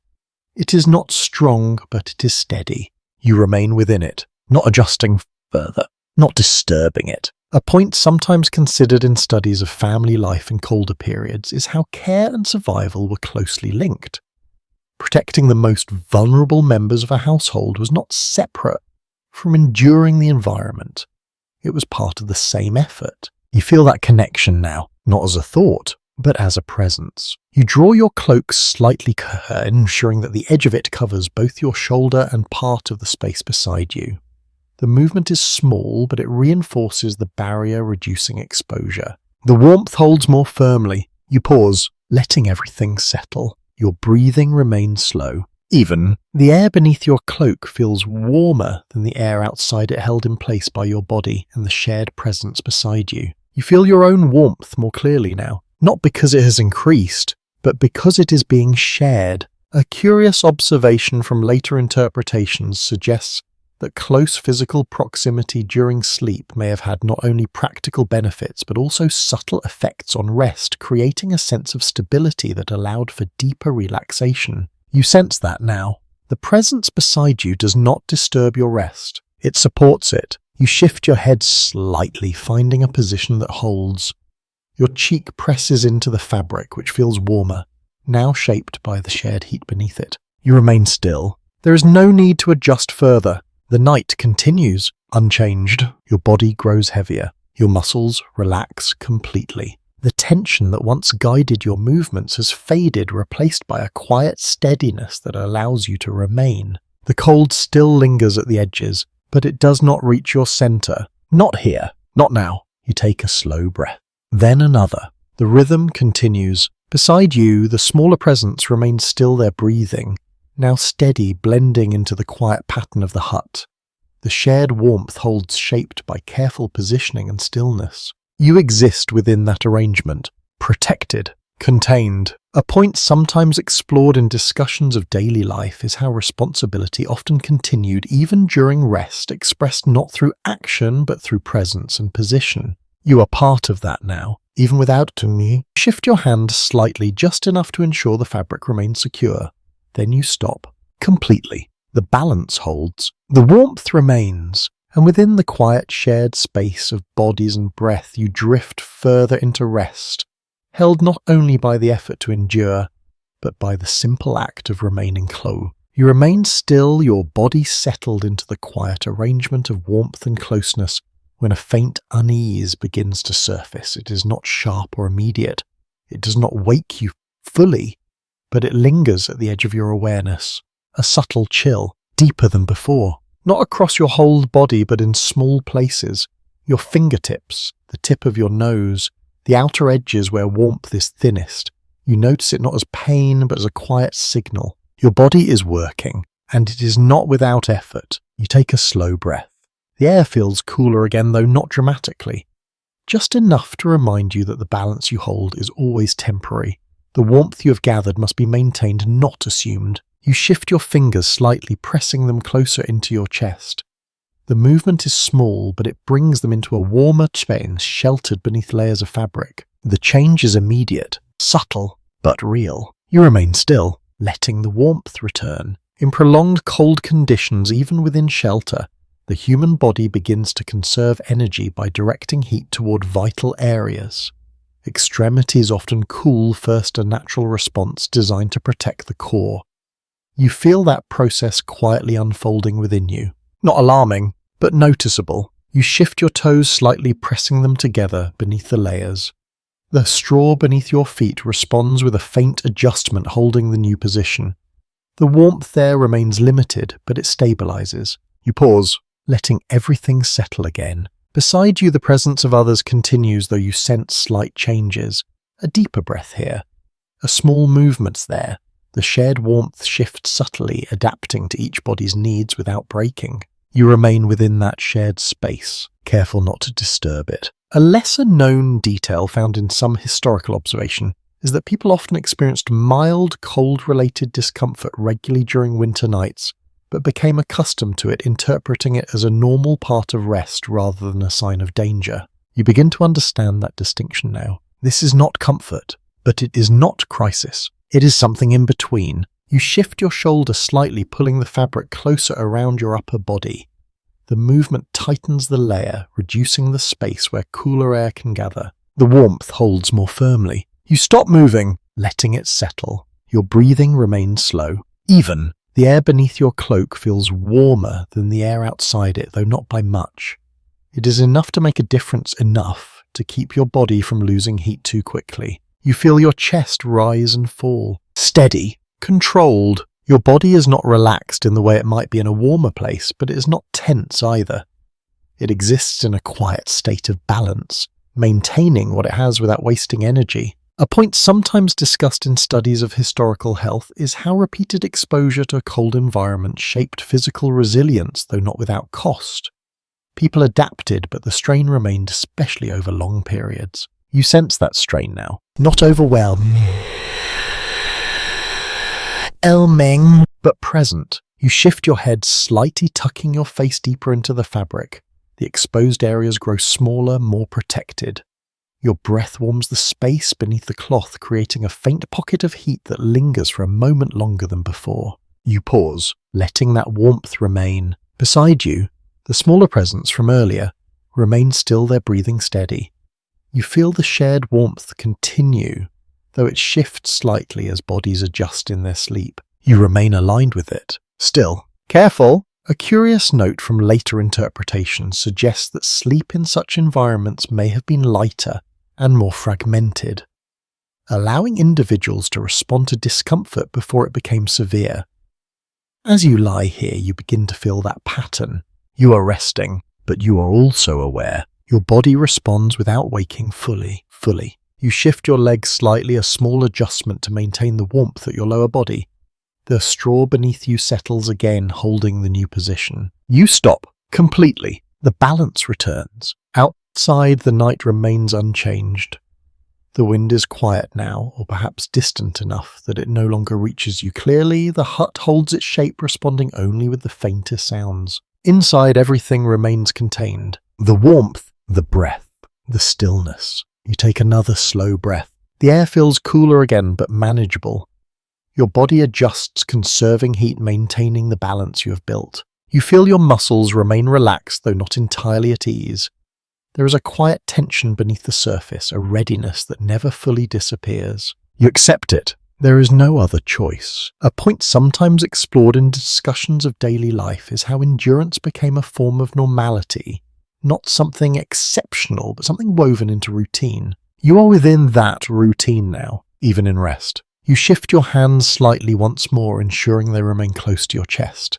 Then you stop. No further movement. The warmth holds. Your breathing continues, slow, even, and within the quiet awareness of your own body's effort, you drift further into a careful, balanced rest sustained not by ease, but by the steady work of simply maintaining warmth through the cold. You remain in that careful balance, your body holding its warmth with quiet effort when your awareness begins to settle once more into the space beneath you. The bedding. You feel it more clearly now, not just as a surface, but as something structured, something built with intention. The straw beneath you has shaped itself around your body over time, forming a shallow hollow that supports you from all sides. You shift slightly, very slightly, testing it. The straw answers with a soft, dry sound, then settles again. It does not collapse or spread apart. It holds. You pause, letting your weight rest fully. In many medieval homes, bedding was treated less as something soft and more as something functional, layered carefully to trap air and reduce heat loss. Straw, when arranged well, could act as a barrier between the body and the cold ground, which would otherwise draw warmth away quickly. You feel that barrier now. Thin, perfect, but effective. You press your back a little deeper into it. The straw compresses, closing small gaps beneath you. The contact feels firmer but warmer. The air trapped within the layers remains close, slowing the loss of heat from your body. You stop moving, letting the warmth build again. Your cloak rests over you, and the shared covering above that holds everything in place. Beneath those layers, the bedding becomes something more than a surface. It becomes protection. You draw your knees slightly closer again, reinforcing the compact shape of your body.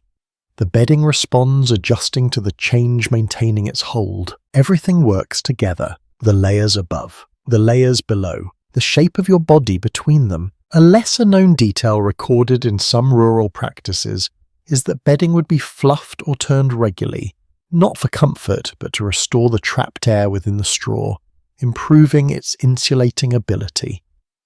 Over time, compressed straw lost effectiveness, and maintaining it became part of daily routine. You sense that now. The bedding beneath you still holds its structure. It has been maintained, prepared. You shift your shoulder, slightly easing a point of pressure. The fabric above you adjusts, and the straw beneath you settles into a new shape, supporting you more evenly. You pause, letting everything stabilize. Your breathing remains slow. Even. The warmth at your back grows slightly more noticeable, held between your body and the bedding. It does not spread far, but it remains where it is needed. You feel the difference. Small, but steady. Beside you, the presence of others continues unchanged. Their warmth blends with yours while the bedding beneath you holds it in place, preventing it from escaping too quickly. You exist within that layered system. Above, below, around. You remain still, allowing it to work. A point sometimes raised in studies of traditional living conditions is how much attention was given to materials that could retain warmth, even if they lacked comfort. Survival depended on understanding these materials, how they behaved, how they changed over time. You feel that understanding now, not as knowledge, but as experience. You shift your hips, slightly redistributing your weight. The straw beneath you responds, filling in small spaces, maintaining contact with your body. The warmth remains consistent, not breaking apart with the movement. You stop, completely. The balance holds. You take a slow breath. The air feels cooler near your face, but the warmth at your back and chest remains steady. The difference between these areas is clear, yet not troubling. Your body adapts, maintaining what it can. A curious observation from later interpretations suggests that sleeping close to insulating materials like straw or wool could significantly reduce heat loss even in poorly constructed shelters. The effect was not dramatic, but it was enough to influence survival. You understand that now. The bedding is not soft, but it is necessary. You shift your head slightly, finding a position where your cheek rests more comfortably against the fabric. The warmth there is increased, shaped by your presence held in place over time. You remain still. There is no need to adjust further. Outside, the night continues in quiet stillness. The wind has softened, or perhaps it has simply become part of the background. The hut holds, responding only with the faintest sounds. Inside, everything feels contained. The bedding beneath you, the layers above, the shared warmth around you. All of it working together. You feel your body grow heavier. Your muscles relax fully. The tension that once guided your movements has faded, replaced by a quiet steadiness that allows you to remain. You're no longer adjusting constantly. You are holding. That difference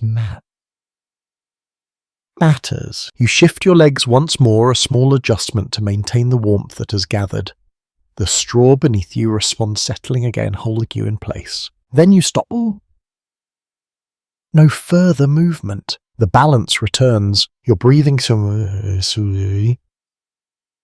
continues, slow, even, and within the layered protection of bedding fabric and shared warmth, you drift further into rest, sustained not by comfort, but by the careful construction of everything beneath and around you. You remain settled within the shallow shape of the bedding, your body finally moving less often when something changes beyond the walls.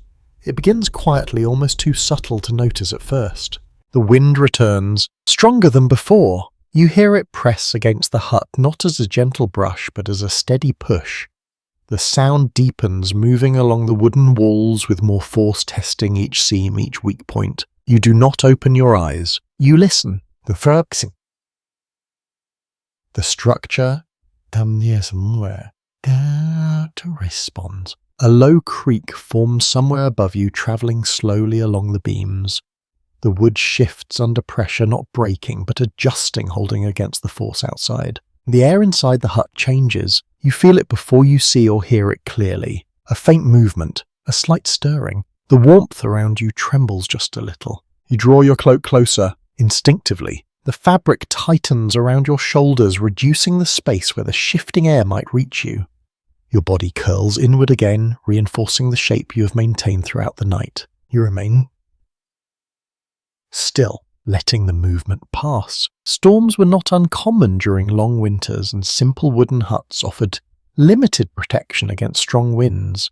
The walls could flex, the roof could shift, and drafts could grow stronger as pressure increased outside. You feel that now. Not as fear, but as awareness. Another push of wind, stronger this time. The hut responds again, a deeper creak followed by a faint rattling sound near the far side. Perhaps a loose plank or a gap widening under pressure. The sound fades quickly, but it leaves a trace behind. You shift your legs slightly, pressing them closer together. Your feet tuck deeper beneath the layers. The warmth there holds, though it feels thinner. Now as the air around you stirs, beside you someone moves. A brief adjustment. The shared covering shifts, pulling slightly before settling again. The warmth redistributes, then stabilizes. You adjust as well, not fully waking, just responding. You draw your shoulders inward, reducing exposure, reinforcing the small space of warmth around your core. You stop, letting everything settle again. A lesser-known detail from some historical observations is that during strong winds, people often became more aware of drafts inside their homes, adjusting their position more frequently to compensate for the shifting air. You begin to understand that instinct now. The cold is no longer still. It moves. It searches. You feel a faint draft pass across your upper arm, slipping through a small gap where the fabric had loosened. It is brief but sharper than before. You respond immediately, pulling the cloak tighter, sealing the space again. The warmth returns, slowly. You remain still, careful not to disturb it further. The wind continues outside, its rhythm uneven now. Sometimes steady, sometimes rising in brief bursts before easing again. The hut absorbs most of it, but not all. Inside, the air is no longer completely still. It shifts gently, carrying small pockets of cold through the space before they fade. You focus on your breathing. Slow, even. The air you inhale feels cooler now, especially during stronger gusts. Your exhale warms the space beneath your cloak, but only briefly. You understand that the balance has changed. Not broken, but altered. A point sometimes explored in discussions of historical housing is how structures were designed to endure rather than resist, allowing small movements and shifts to prevent greater damage. The hut does not fight the wind. It bends, it creaks, it adjusts. You are doing the same. You do not resist the change. You adapt. You shift your head slightly, tucking your face deeper into the fabric. The exposed areas grow smaller, more protected. The next faint draft passes over you without reaching your skin. You remain still. Beside you, the smaller presence remains quiet, their breathing, steady despite the movement around you. The shared warmth holds though it shifts slightly with each change in air. You stay aligned with it. Careful. Aware. A curious observation from later interpretations suggests that such environmental disturbances may have contributed to lighter sleep patterns, allowing people to remain responsive without fully waking. You feel that now. You're not asleep, but you are not fully awake. You exist between. You shift your hands slightly, ensuring they remain tucked close to your chest. Your fingers press lightly against the fabric, holding warmth, preventing loss. Then you stop. No further movement. The wind continues. The hut responds. The air shifts. But within your small, carefully maintained space, the warmth holds. You feel your body remain steady. Your breathing continues. Your muscles stay relaxed, though a quiet awareness lingers beneath it all. You are ready to respond if needed, but you do not act unless necessary. A point sometimes raised in studies of endurance is how stability often comes not from eliminating challenges, but from maintaining balance within them.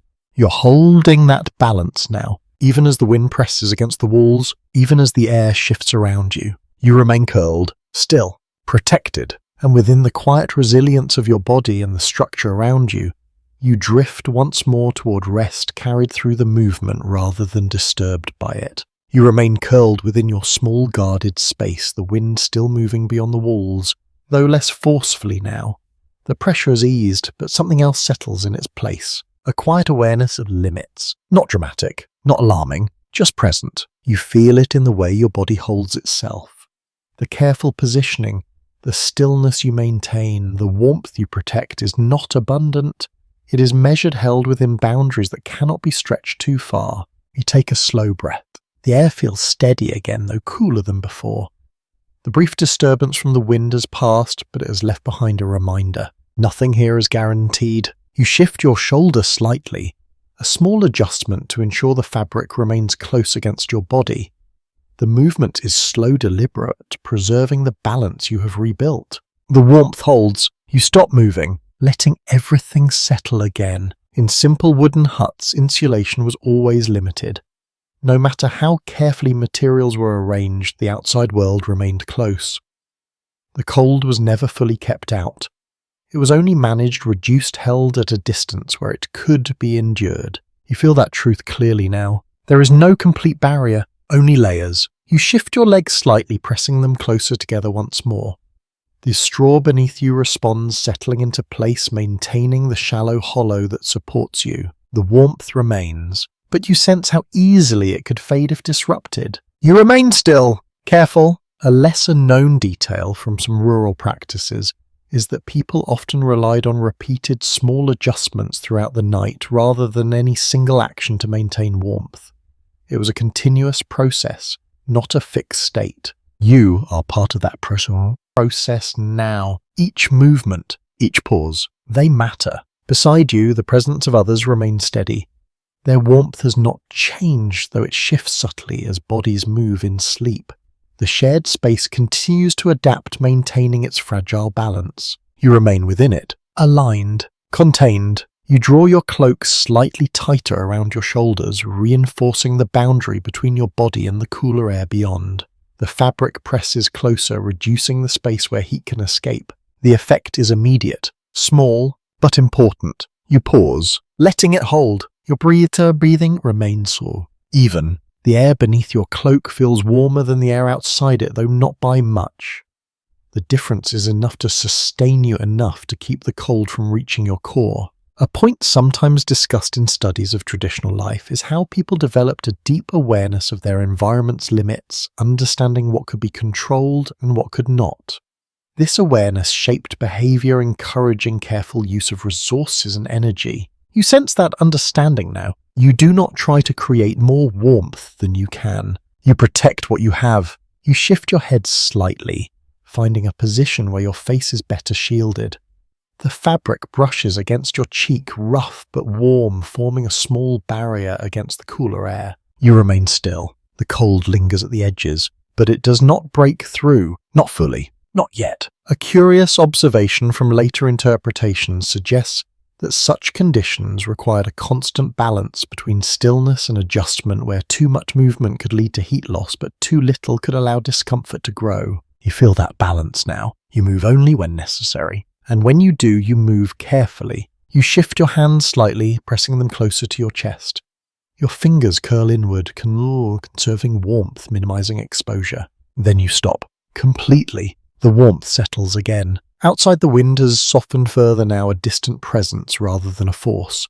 The hut holds steady, responding only with faint occasional sounds. Inside, everything feels contained, stable. You take another slow breath. The air feels cooler than before, but manageable. Your body adjusts, maintaining its balance, conserving energy. You feel your muscles remain relaxed, though a quiet awareness persists beneath the surface.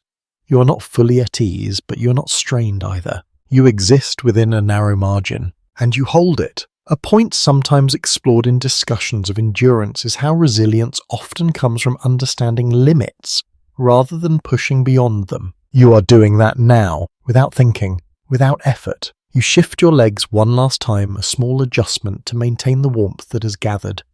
The straw beneath you responds, settling again, holding your position. Then you stop. No further movement. The balance returns. Your breathing continues, slow, even, and within the quiet awareness of what can be held and what cannot, you drift further into rest, sustained not by abundance, but by the careful protection of everything you have. You remain curled and contained, your body holding its warmth within careful limits when your mind begins to drift in a different way.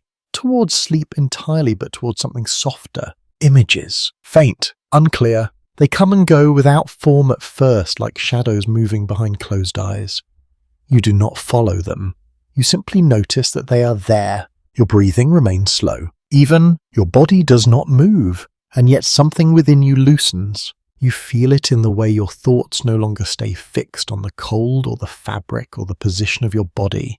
They begin to wander, slipping between memory and imagination without distinction. Sleep approaches, but it does not arrive all at once. You drift, then return, then drift again. In many historical accounts, nighttime rest was not always a single continuous stretch. People often experienced what is sometimes called segmented sleep, where periods of rest were broken by brief moments of waking before returning again. You begin to sense that pattern. Now, you're not fully asleep, but you are no longer fully aware. You exist between. You feel your body remain steady, your posture unchanged. The warmth you have built holds supported by stillness and proximity. Even as your mind drifts, your body continues its quiet work. Maintaining, preserving. You take a slow breath. The air feels familiar now, no longer sharp or intrusive. It moves through you without drawing attention, part of the steady rhythm that carries you forward. A faint sound reaches you, not from outside, from within the hut. A shift, a breath, then stillness again. You do not open your eyes. You do not need to. The sounds no longer require your attention. They blend into the background part of the environment that holds you. Your thoughts move again, soft, unformed. You sense fragments of earlier moments. The fading fire, the movement of wind, the warmth beside you. They appear briefly, then fade, replaced by something else. You do not hold on to them. You let them pass. A lesser-known observation from some interpretations is that these quiet intervals of partial wakefulness may have been used for a reflection prayer or simple awareness before sleep resumed. You do not do any of those things deliberately, but you feel the space where they could exist, a pause within the night. You remain still. Your body does not change. Your position holds. The warmth remains steady, neither increasing nor fading, simply present. The layers around you continue to function, holding what they can. You shifted your head slightly. Not enough to wake fully, just enough to settle deeper. The fabric beneath your cheek feels warmer now, shaped by time and contact. It supports you without effort. You stop, letting everything remain as it is. Your breathing slows further. In, out, in, out. The rhythm becomes deeper, more automatic. Your body grows heavier. Your muscles release the last traces of tension. The awareness you held earlier begins to fade. A point sometimes raised in studies of historical sleep patterns is how different environmental conditions shape the experience of rest, making it more fluid, less defined by strict boundaries. You feel that fluidity now. You are not entering sleep. You are easing into it. Gradually, without a clear moment of change, your thoughts continue to drift. Less frequent now. More distant. They come more slowly, then fade more quickly. The space between them grows wider. You feel the warmth around you remain stable, held by your position and the presence of others. It does not demand attention. It simply exists. You no longer monitor it as closely. Your body has taken over that task. A curious observation from later interpretations suggests that in such conditions the body often maintained a level of responsiveness even during sleep, allowing for quick adjustment if needed. You sense that possibility, though it no longer concerns you. You are drifting further. Your awareness softens. The sounds around you fade almost completely. The wind outside, the creak of wood, the breath of others, all of it becomes distant. You remain at the center of your small, contained space, curled, still, held together by layers, by warmth, by quiet persistence. Your breathing continues, slow, even, and without marking the exact moment you pass from that space between waking and sleep into something deeper, carried not by comfort, but by the steady rhythm that has guided you through the night. You drift within that deeper quiet for a while, your body finally resting without constant adjustment when something gently draws you back toward awareness again. Not fully, just enough. A faint discomfort, not sharp, not urgent, but persistent. You feel it in the way your position has settled too long in one place. A slight stiffness along your shoulder, a dull pressure where your weight has remained unchanged. The warmth is still there, but it has become uneven. You do not open your eyes. You do not need to. Your body responds on its own. You shift, slowly, carefully. Your shoulder rolls a fraction, easing the pressure. The straw beneath you answers with a soft movement, redistributing itself, filling in the space you have left behind. The warmth shifts with it, briefly disrupted, then settling again. You pause, letting it return. This is not a full waking. Just a moment, a brief adjustment. You draw your knees slightly inward again, tightening your posture, restoring the compact shape that holds heat more effectively. Your cloak moves with you, pressing closer, sealing the space once more. The warmth gathers again. You remain still, letting it stabilize. In many pre-modern societies, people did not always remain motionless through the entire night. Small movements like this were common, often happening without full awareness as the body responded to discomfort or changes in temperature. You're part of that aware. At rhythm now. Rest, shift, settle, then rest again. You feel your breathing remains slow, though slightly more conscious now. Each inhale carries a faint coolness. Each exhale restores a trace of warmth beneath your layers. You do not dwell on it. You let it continue. Beside you another small movement. Someone else adjusts. The shared covering shifts slightly, pulling in one direction before settling again.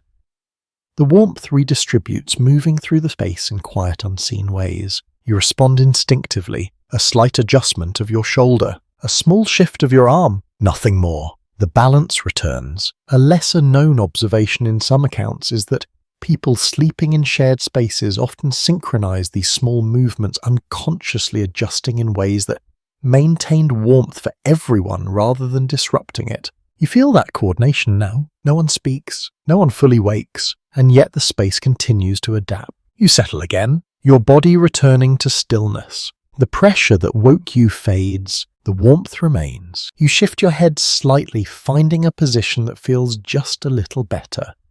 The fabric beneath your cheek holds its warmth, supporting you without effort. You stop moving, letting everything settle once more. Your breathing slows again. In, out, in, out. The rhythm deepens. The moment of awareness begins to fade. A point sometimes discussed in studies of historical sleep patterns is how these brief awakenings were not seen as interruptions, but as natural parts of the night, allowing the body to maintain comfort and safety. You sense that now. There is no frustration, no resistance, only adjustment. You draw your hands slightly closer again, tucking them beneath your cloak.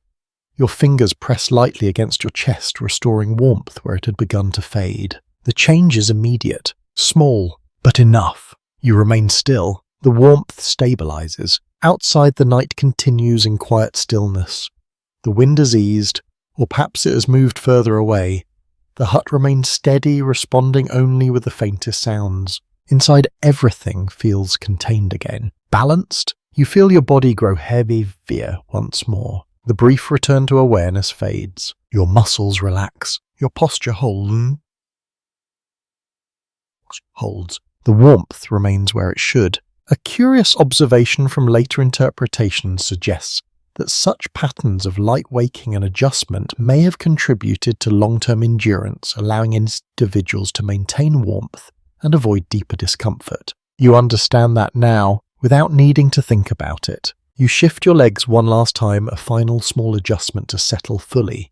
The straw beneath you responds, holding your new position. Then you stop. Completely. No further movement. The balance returns. Your breathing continues. Slow, even. And as the moment of awareness fades completely, you drift once more into deeper rest, carried by the quiet rhythm of movement and stillness that sustains you through the night. You sink back into that deeper stillness again, your body once more settled when a quieter realization begins to form beneath your awareness. It does not come as a thought, it comes as a feeling. The warmth around you is shared, not evenly, not perfectly, but constantly. You feel it in the way your side remains warm even when your own body shifts slightly. The heat does not disappear. It lingers, held within the narrow space between you and those beside you. You remain still, letting it continue. You take a slow breath. The air beneath your cloak feels steady, shaped by your own warmth and by the presence of others. Each exhale adds to it, even if only for a moment. Each inhale draws in cooler air, but less than before. You are part of a system, without naming it. Without thinking, you feel your arm rest close to your side, the fabric between you and another body holding a faint, steady warmth.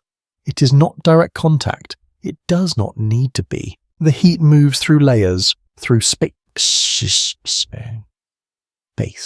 It settles where it can. In shared sleeping arrangements like this, the collective heat of multiple bodies could noticeably raise the immediate temperature within the bedding area, even if the surrounding air remained cold.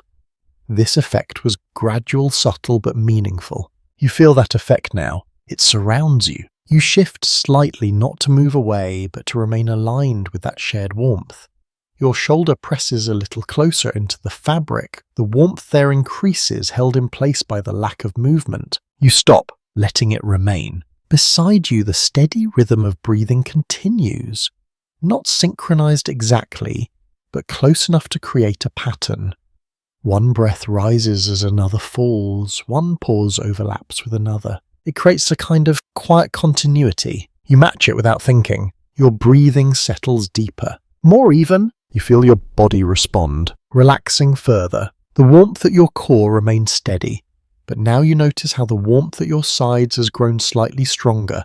Supported by those around you is not your warmth alone anymore. It is shared. A small, often overlooked observation from historical interpretations is that this shared heat was not just a benefit, but a necessity in colder conditions, especially in homes where insulation was minimal. You understand that necessity now. Without it, the night would feel different, harder, colder. You remain within that shared space, careful not to disturb it. You shift your legs slightly, pressing them closer together again, but also slightly toward the warmth nearby.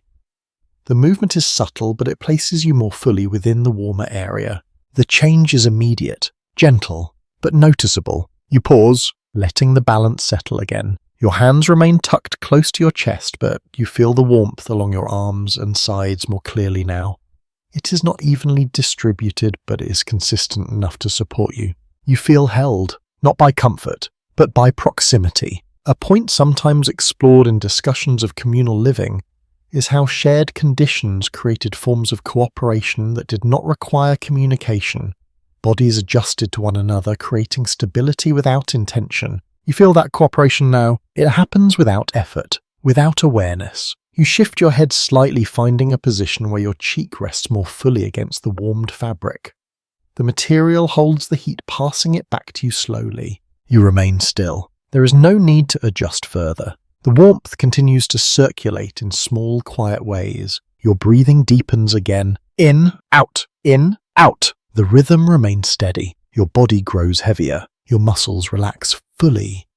Hum-hum-maze. The awareness that return briefly begins to fade once more. A curious note from later interpretations suggests that such shared environments may have influenced not only physical warmth, but also the quality of rest, creating a sense of stability that allowed for deeper relaxation despite the cold. You sense that effect now. The closeness does not disturb you. It steadies you. You shift your shoulder a fraction, aligning more fully with the warmth beside you. The movement is minimal, but it reinforces the balance. Then you stop. Completely. The warmth remains. The cold stays at the edges. The night continues. You feel your body settle deeper into the bedding, supported from below, held from above, surrounded from the sides. Each layer contributes something small. Together they sustain you. You take another slow breath. The air feels familiar now, no longer something you notice, just something that is. Your thoughts fade further. Your awareness softens. The sounds around you disappear almost entirely. And within the quiet exchange of warmth between bodies, you drift once more into deeper rest, carried not by isolation, but by the steady presence of others sharing the same night. You remain deep within that shared stillness. Your body settled, your breathing slow and steady when a faint shift begins to unfold. It is not something you see or hear clearly. It is something you sense. A change in the night, not the cold, not the wind, something quieter. The passage of time. You do not open your eyes, but your body notices. The darkness feels slightly different. Still present, still deep, but less heavy somehow. The air, though still cold, carries a faint softness that was not there before. You remain still, listening inward. The night has not ended, but it has begun to move. In long winter nights, the hours before dawn often bring subtle changes that are not immediately visible. The temperature may remain low, but the stillness shifts the environment, slowly preparing for the return of light. You feel that shift now, not as warmth, but as a quiet easing. You take a slow breath. The air feels slightly less sharp, though still cold. Your body responds by maintaining its position, holding on to the warmth you have built through the long hours. You do not change your posture. There is no need. The balance holds. Beside you, the breathing of others continues, though you notice small differences. Some breaths deepen as if sleep has become heavier. Others remain lighter, closer to the surface. The shared space remains stable, unbroken. You shift your head slightly, a small adjustment to ease a point of pressure. The fabric beneath your cheek feels warmer than before, having held your heat over time. You pause, letting everything settle again. A lesser-known observation from some historical interpretations is that people often became aware of approaching dawn through subtle sensory cues rather than direct light, especially in enclosed spaces where windows were small or covered. You begin to understand that now. You do not see the morning, but you feel the night changing. You shift your legs slightly, maintaining the compact shape that has carried you through the coldest hours. The straw beneath you responds, settling again, holding your position. The warmth remains, though you sense it more clearly now, as if your body has adjusted to it fully. You feel the difference between the warmth you hold and the cold that remains outside it. The boundary is sharper, more defined. You remain within it, careful not to disturb it. A point sometimes discussed in studies of daily rhythms is how natural cycles influence behavior even during sleep, with the body responding to changes in light and temperature without conscious awareness. You feel that influence now. Your rest feels deeper, more settled, as if the most difficult part of the night has already passed. You take another slow breath. The air moves through you with less resistance. It still carries the familiar scents, but they feel softer, less pronounced. Your mind no longer focuses on them. They have become part of the background. You shift your shoulders slightly. a small adjustment to maintain comfort. The fabric above you moves just enough to settle into a new position holding its warmth. You stop, letting everything stabilize. Beside you, the smaller presence remains still there, breathing, steady and calm.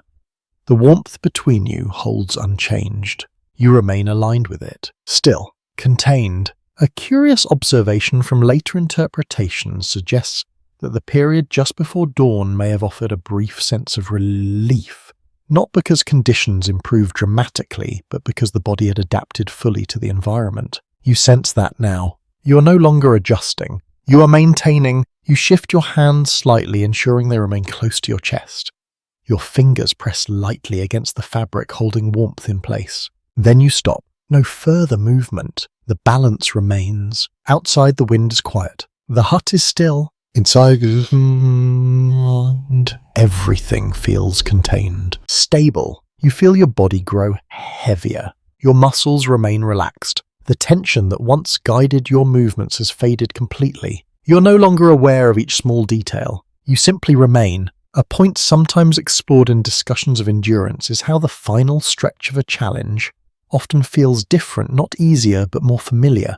You are in that stretch now. The night is still long, but you know it. You shift your head slightly once more, settling into a position that feels stable and supported.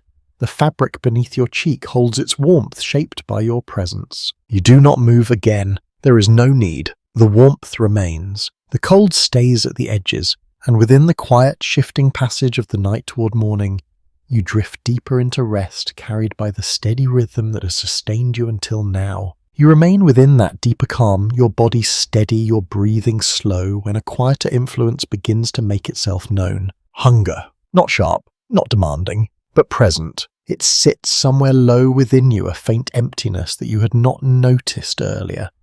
Now in the long stillness of the night it becomes clearer. You do not move, you simply feel it. A reminder that what you carry into the night matters just as much as what surrounds you. You take a slow breath. Your body remains warm enough at its center, but you sense how that warmth is sustained, not only by layers and closeness, but by what you've consumed earlier. Food becomes heat, gradually, quietly. In colder seasons, people often relied on heavier meals before rest, choosing foods that provided longer-lasting energy. Grains, fats, and whatever preserved foods were available helped sustain the body through the long hours when no activity could generate additional warmth. You feel the result of that now. Subtle, but essential. You shift your hands, slightly pressing them closer to your chest. The warmth there remains steady, supported not only by your position, but by the energy your body continues to use. You pause, letting everything remain as it is. Beside you, the breathing of others continues, though you notice a faint difference. A deeper breath here, a slight movement there. The shared warmth remains stable, but each body carries its own rhythm. You remain aligned with it, still, contained. A lesser-known detail from some historical observation is that people sometimes time their meals in relation to sleep during winter, understanding that going to rest with sufficient energy could influence how well they endured the cold. You begin to understand that connection now. This is not only about what surrounds you, it is about what you bring into the night. You shift your legs slightly, maintaining the compact shape that preserves heat. The straw beneath you responds, settling again, holding your position. The warmth remains. You feel it at your core, steady, sustained. Not strong, but enough. You do not need more. A point sometimes explored in studies of traditional living is how closely daily habits were tied to environmental conditions. Eating, resting, working, all shaped by the demands of the season. You are within that pattern now, even in sleep. You shift your head slightly, finding a position where your face remains protected. The fabric beneath your cheek holds its warmth, supporting you without effort. You stop moving, letting everything settle again. The faint sense of hunger does not grow, it remains. A quiet background presence. Your body continues its work, converting what it has into warmth, maintaining the balance you have built through careful positioning and stillness. A curious observation from later interpretations suggests that metabolic heat production played a significant role in how people endured cold nights, even if it was not consciously understood at the time. You feel that process now, without thinking, without effort. You breathe in slowly, The air feels familiar. Cool. Steady. It moves through you without resistance. You feel your body remain relaxed, though not completely at ease. There is still a quiet alertness beneath the surface, a readiness that never fully disappears. But it does not disturb you. It supports you. You shift your shoulders slightly, a small adjustment to maintain comfort. The fabric above you moves just enough to settle again, holding its position. The warmth remains. You stop, completely. Outside, the night continues in silence. The wind has faded almost entirely, leaving only the stillness of the cold. Inside, everything feels contained. Stable. You take another slow breath. Your body remains steady. Your warmth holds. The faint hunger remains in the background, but it does not pull you away from rest. It simply reminds you of the balance your body maintains. A point sometimes raised in discussions of survival is how many small overlapping factors contribute to endurance, none of them dominant, but all of them necessary. You are experiencing that now. The food, the layers, the shared heat, the stillness. Together they sustain you. You shift your hands slightly once more, ensuring they remain close to your chest.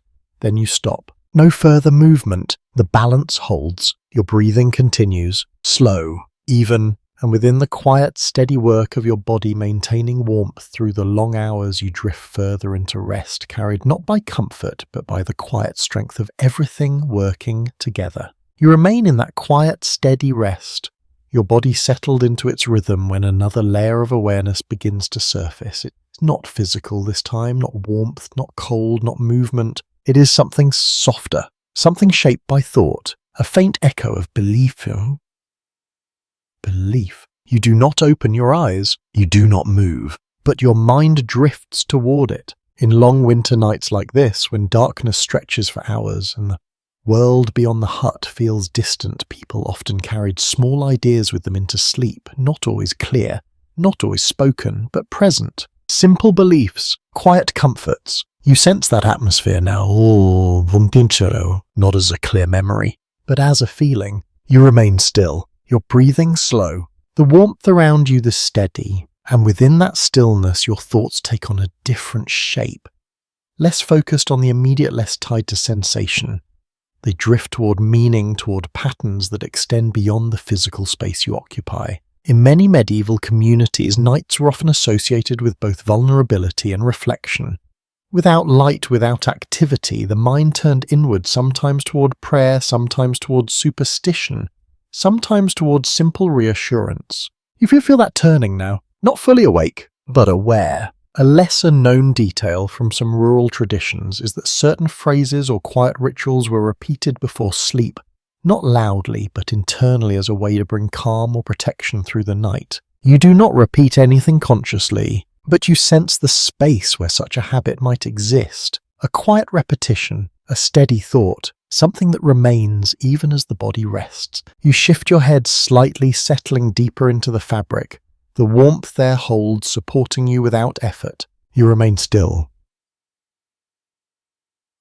Your body does not need to move. The warmth remains stable. The cold stays at the edges. A point sometimes explored in studies of historical daily life is how belief and environment were closely linked, with the uncertainty of natural conditions often shaping the way people thought about safety, endurance, and the passage of time. You sense that connection now. The night is long, the cold is constant, and yet there is a quiet trust that it will pass. You do not question it, you simply remain within it. Your breathing continues. Slow, even, your thoughts drift again. Softer now, less defined. They do not form clear ideas. They move like the faint movement of air within the hut present, but not demanding. You feel the warmth around you remain steady, supported by everything you have built and maintained throughout the night. It does not require attention. It simply exists. A curious observation from later interpretations suggests that such mental patterns shaped by routine and environment may have contributed to a sense of calm even in difficult conditions, allowing the mind to rest alongside the body. You feel that calm now. Not complete, but enough. You shift your shoulder slightly, a small adjustment to maintain comfort.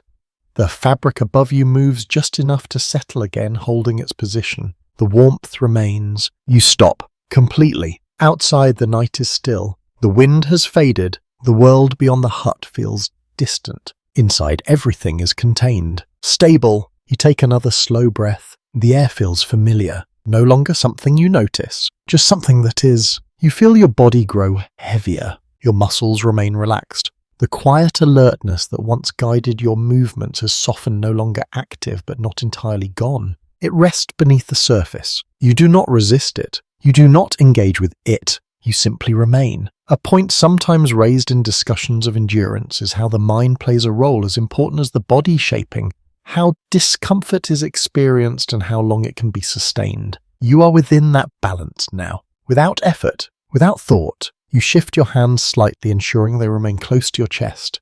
Then you stop. No further movement. The warmth holds. Your breathing continues, slow, even, and within the quiet space shaped not only by physical conditions but by the gentle drift of thought and belief. You move deeper into rest, carried by a calm that does not need to be understood to be felt. You remain deep in that quiet rest, your body steady, your breathing slow, and a subtle change begins again. Not in thought this time, not in sensation across your whole body, but in something smaller.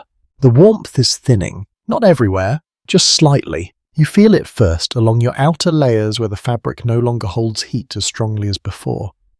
The space beneath the covering feels a little cooler, the balance shifting in quiet ways. You do not open your eyes. You do not need to. Your body understands. The last trace of stored warmth from earlier, from the fire, from movement, from everything that built this fragile comfort has faded further. Now what remains must come from you, and from those around you. You take a slow breath. The air feels cooler than before, still manageable, but different. You shift your shoulders slightly, drawing the fabric closer once more. The movement is careful, deliberate, restoring the seal that holds warmth close to your body. The change is immediate. Small, but necessary. You pause, letting it settle. In simple homes like this, once the fire had completely faded, there was no source of new warmth. The night reached its most demanding point where everything depended on retained heat and careful positioning. You feel that moment now, the deepest part of the cold. You shift your legs slightly, pulling them closer, reinforcing the compact shape that conserves heat. The straw beneath you responds, settling again, holding your position. The warmth remains, but thinner. You remain still, careful not to disturb it. Beside you, the shared warmth continues, though you sense how important it has become now. Without it, the space would feel different, colder, more exposed. You remain aligned with it. Still, contained. A lesser-known observation from some historical interpretations is that people often experience the final hours of the night as the most difficult, not because conditions worsened suddenly, but because accumulated warmth had gradually diminished. You understand that now. This is the point where endurance matters most. You shift your hands slightly, pressing them closer to your chest. Your fingers seek the warmth there, absorbing what remains, holding it in place. The change is subtle, but it helps. You pause, letting everything stabilize. Your breathing remains slow, even. The air beneath your cloak still holds a trace of warmth, though less than before.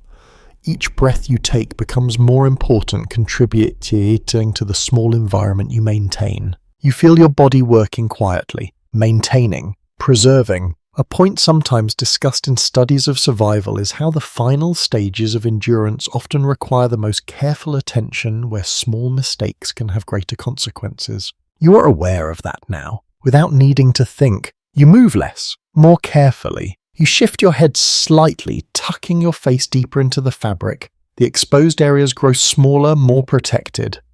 Your breath warms the space beneath the cloth, creating a faint pocket of heat that lingers just a little longer. You remain still. The warmth holds. A curious observation from later interpretations suggests that the body's ability to conserve heat becomes more pronounced in prolonged cold, with subtle adjustments occurring without conscious control. You feel that happening now. Your posture remains tight. Your movements minimal. Your breathing steady. Everything working together. You shift your shoulder once more, a final small adjustment to ensure the fabric remains close. Then you stop. Completely. No further movement. Outside, the night is silent. The wind has faded. The world feels still. Inside, everything is contained, but quieter now, more fragile. You feel your body grow heavier, not with ease, but with the effort of holding. Your muscles remain relaxed, but beneath that relaxation is a quiet tension, a steady awareness that does not fully disappear. You accept it. There is no other choice. A point sometimes explored in discussions of endurance is how the ability to remain calm under strain plays a significant role in survival. You are doing that now, without effort, without thought. You shift your legs one last time, ensuring they remain close, preserving the warmth that remains.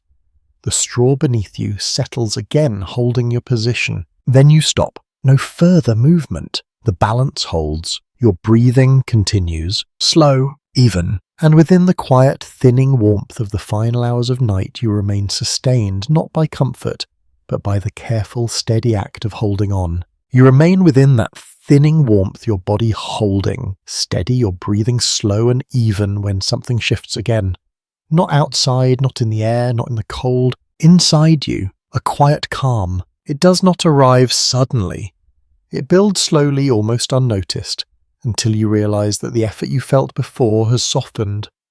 The cold is still there, the night is still long, and yet something in you has changed. You are no longer resisting it. You are moving with it. You take a slow breath. The air is still cool, still carrying that familiar weight, but it no longer feels sharp. It passes through you without drawing attention, part of the steady rhythm that now defines the night. You remain still. Your body does not shift. It holds its position without strain. In long periods of exposure, people often developed a kind of quiet acceptance of their conditions, not because they became comfortable, but because their focus shifted from discomfort to endurance. You feel that shift now. The cold has not lessened, but your awareness of it has changed. You no longer track every small change. You no longer respond to every faint sensation. You simply remain. Your shoulders relax further. Your back settles deeper into the bedding. The straw beneath you holds its shape, supporting you without requiring adjustment. The fabric above you remains steady, maintaining the fragile barrier you have built. You do not need to change anything. The balance holds. Beside you, the shared warmth continues, though it feels quieter now, less active. The small movements that once passed between bodies have slowed. Everything has settled into a deeper stillness. You remain within that stillness, held, contained. A lesser-known observation from some historical interpretations is that after long exposure to consistent conditions, the mind often reduces its response to discomfort, allowing for a more stable state of rest even when conditions remain difficult. You understand that now. The cold no longer demands your attention. It exists, and you exist with it. You shift your head slightly, not out of need, but as a gentle adjustment. The fabric beneath your cheek holds its warmth, shaped by time and contact. You stop, letting everything remain as it is. Your breathing continues, slow, even. The rhythm feels deeper now, more natural, as if it no longer requires your awareness to continue. You feel your body grow heavier, not with effort, but with rest. A point sometimes explored in discussions of endurance is how the mind and body can settle into a kind of equilibrium where conditions that once felt challenging become part of a stable background. You are within that equilibrium now. You do not need to act. You do not need to adjust. You simply remain. The cold stays at the edge. The warmth holds at the center, and the space between them remains steady. You take another slow breath. The air feels softer now, not because it has changed, but because your awareness has. The scents, the textures, the small sensations that once stood out have faded into the background. They no longer define the moment. They support it. A curious observation from later interpretations suggests that such mental adaptation may have played a significant role in how people endured long periods of discomfort, allowing them to conserve energy by reducing unnecessary responses. You feel that conservation now. Your body is still. Your mind is quiet. There is no excess movement, no wasted effort. You shift your hands slightly, not to correct anything, but simply as a small release of tension. Then you return them to their place close to your chest. The warmth remains, unchanged. You stop moving, completely. Outside, The wind has long since faded. The world beyond the hut feels distant, almost unreal. Inside, everything is contained, stable. You feel your muscles fully relaxed.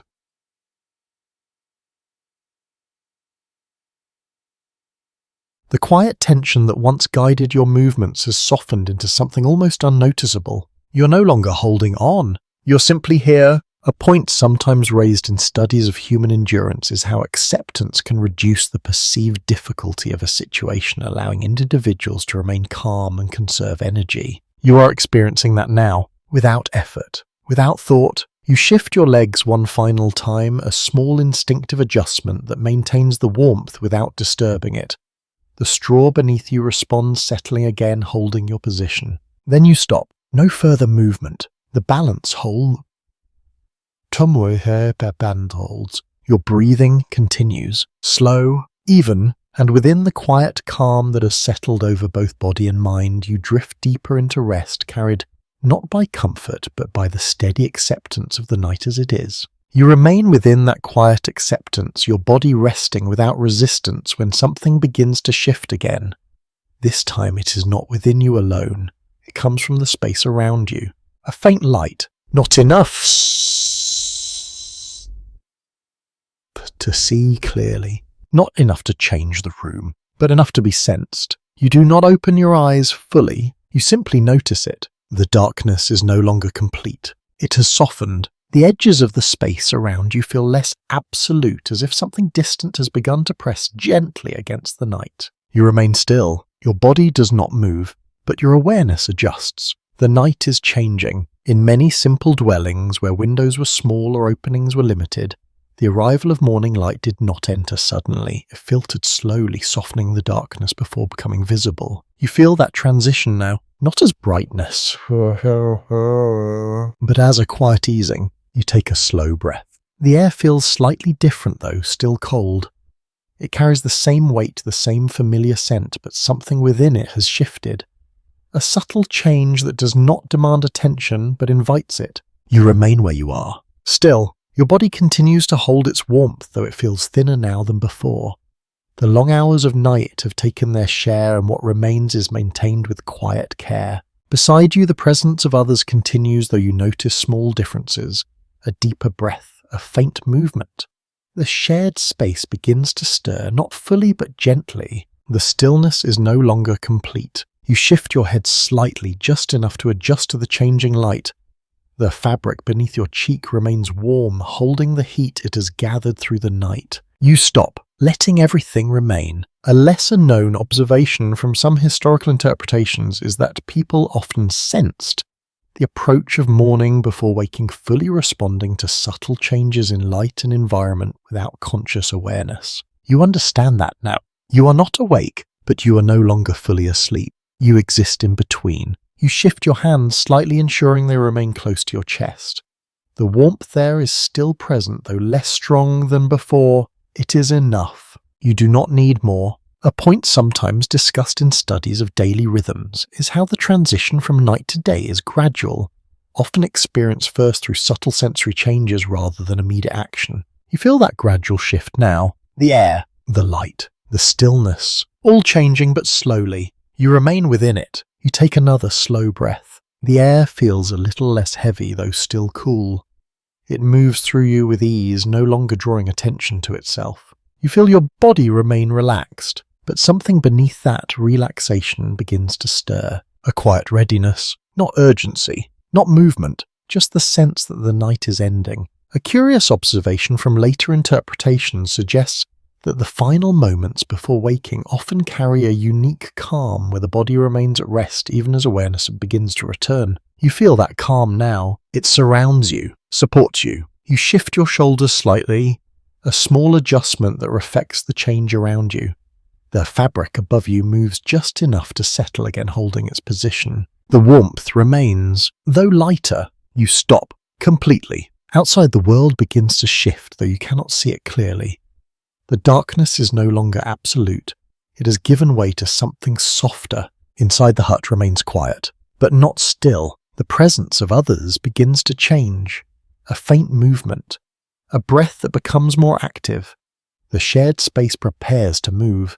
You remain where you are, for now. A point sometimes explored in discussions of daily life is how waking was not always a sudden event but a gradual process shaped by environment rather than clocks. You are within that process now. You do not rise. You do not move. You simply become aware. You shift your legs slightly, not out of need, but as a quiet response to the changing moment.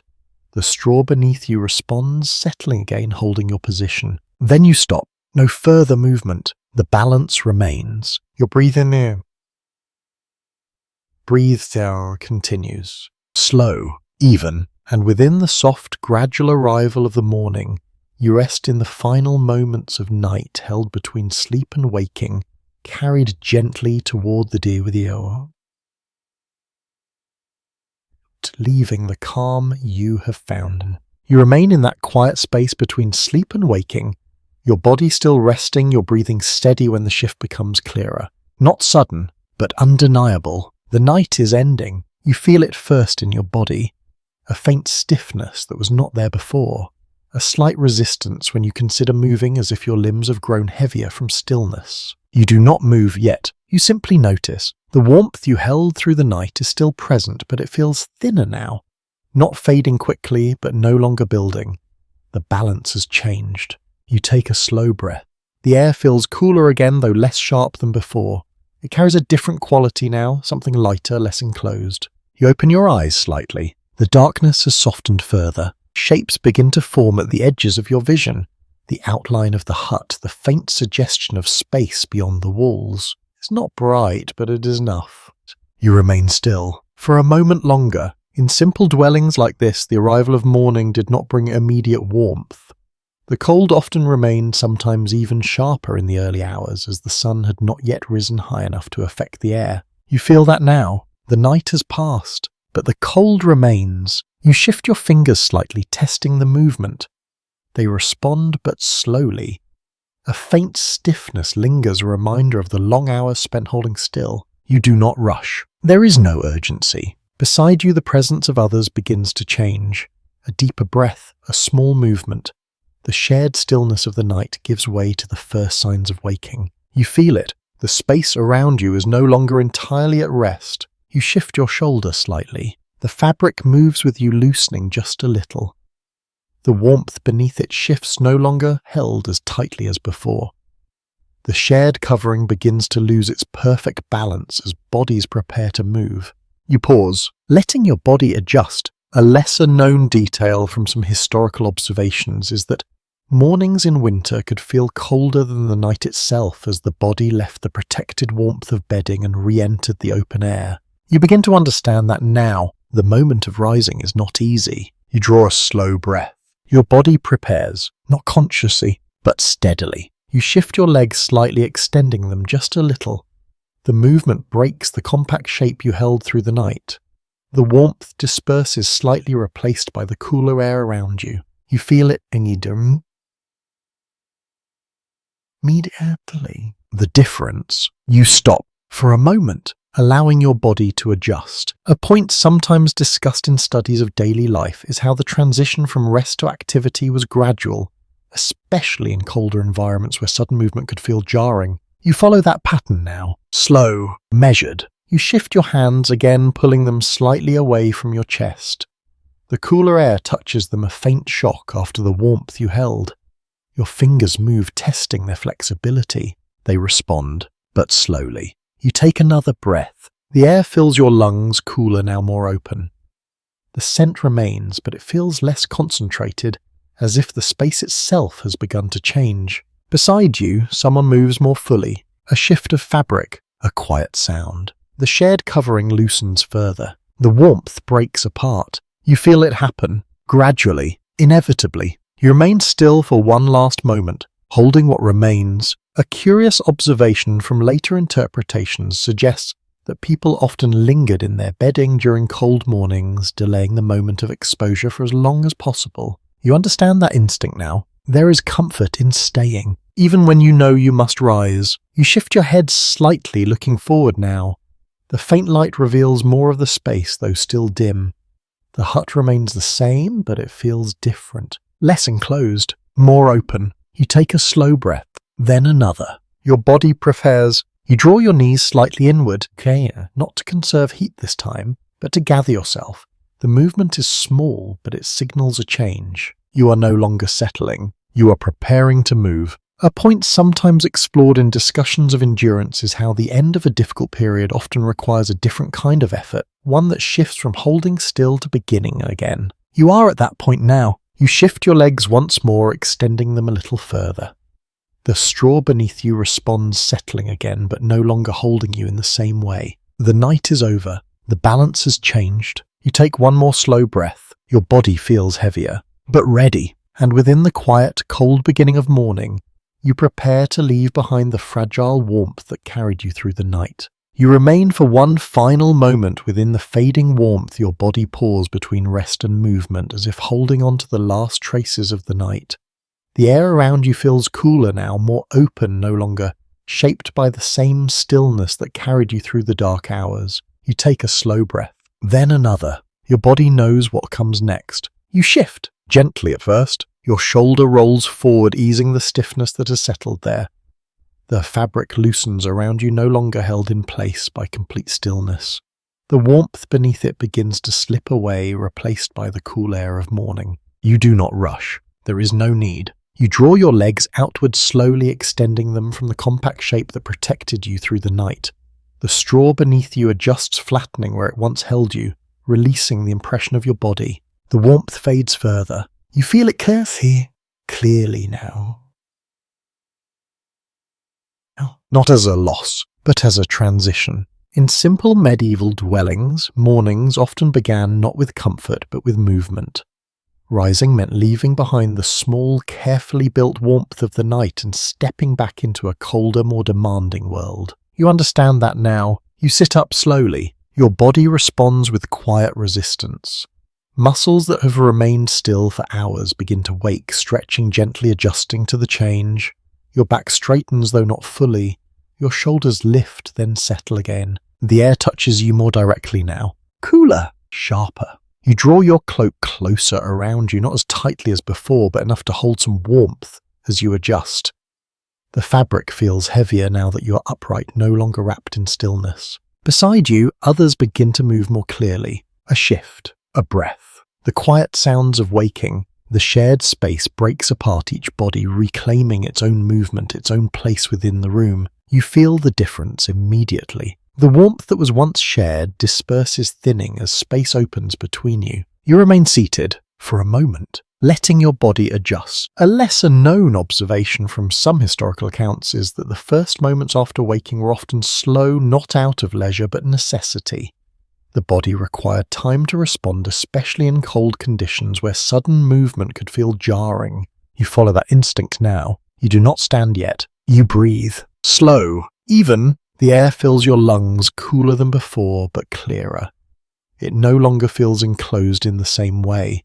The scent remains but lighter, as if the space itself has begun to change with the coming day. You place your hands against the bedding. The straw feels firmer, now cooler, without the steady warmth of your body pressing into it. It has done its work. Now it rests. You shift your weight slightly, preparing to rise. A point sometimes explored in studies of daily life is how resilience was built not only through enduring the night, but through beginning again each morning, stepping back into effort without hesitation. You feel that moment now, not dramatic, but certain. You draw your feet beneath you, placing them carefully on the ground. The cold reaches them immediately, sharper than anything you felt while lying down. It is a brief shock, but your body absorbs it. You pause, letting your balance settle. A curious observation from later interpretations suggests that the memory of nights like this shaped how people approached their days, carrying forward an understanding of limits, effort, and adaptation. You carry that now. Without thinking, you rise slowly. Your body straightens, though not fully at once. The movement is steady, controlled, allowing your muscles to adjust. The cloak settles around you, no longer a sealed barrier, but still a layer of protection. The hut around you becomes clearer. Shapes emerge. Edges form. The space feels larger now, no longer defined by darkness alone. You take one more slow breath. The night has passed. You have endured it. not through strength alone, but through small actions, careful choices, stillness, closeness. You look down briefly at the bedding, the place that held you through the coldest hours.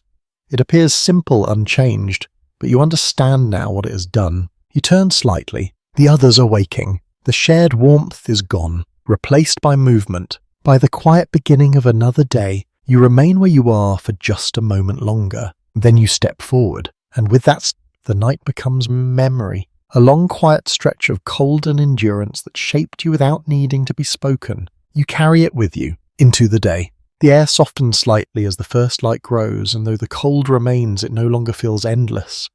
You move more slowly now, not from resistance, but from a quiet awareness of everything your body has held through the night. Each breath feels steadier, each step more certain. The stillness of the dark hours lingers gently within you, like a calm that has not yet fully faded. You no longer feel the need to hold yourself so tightly.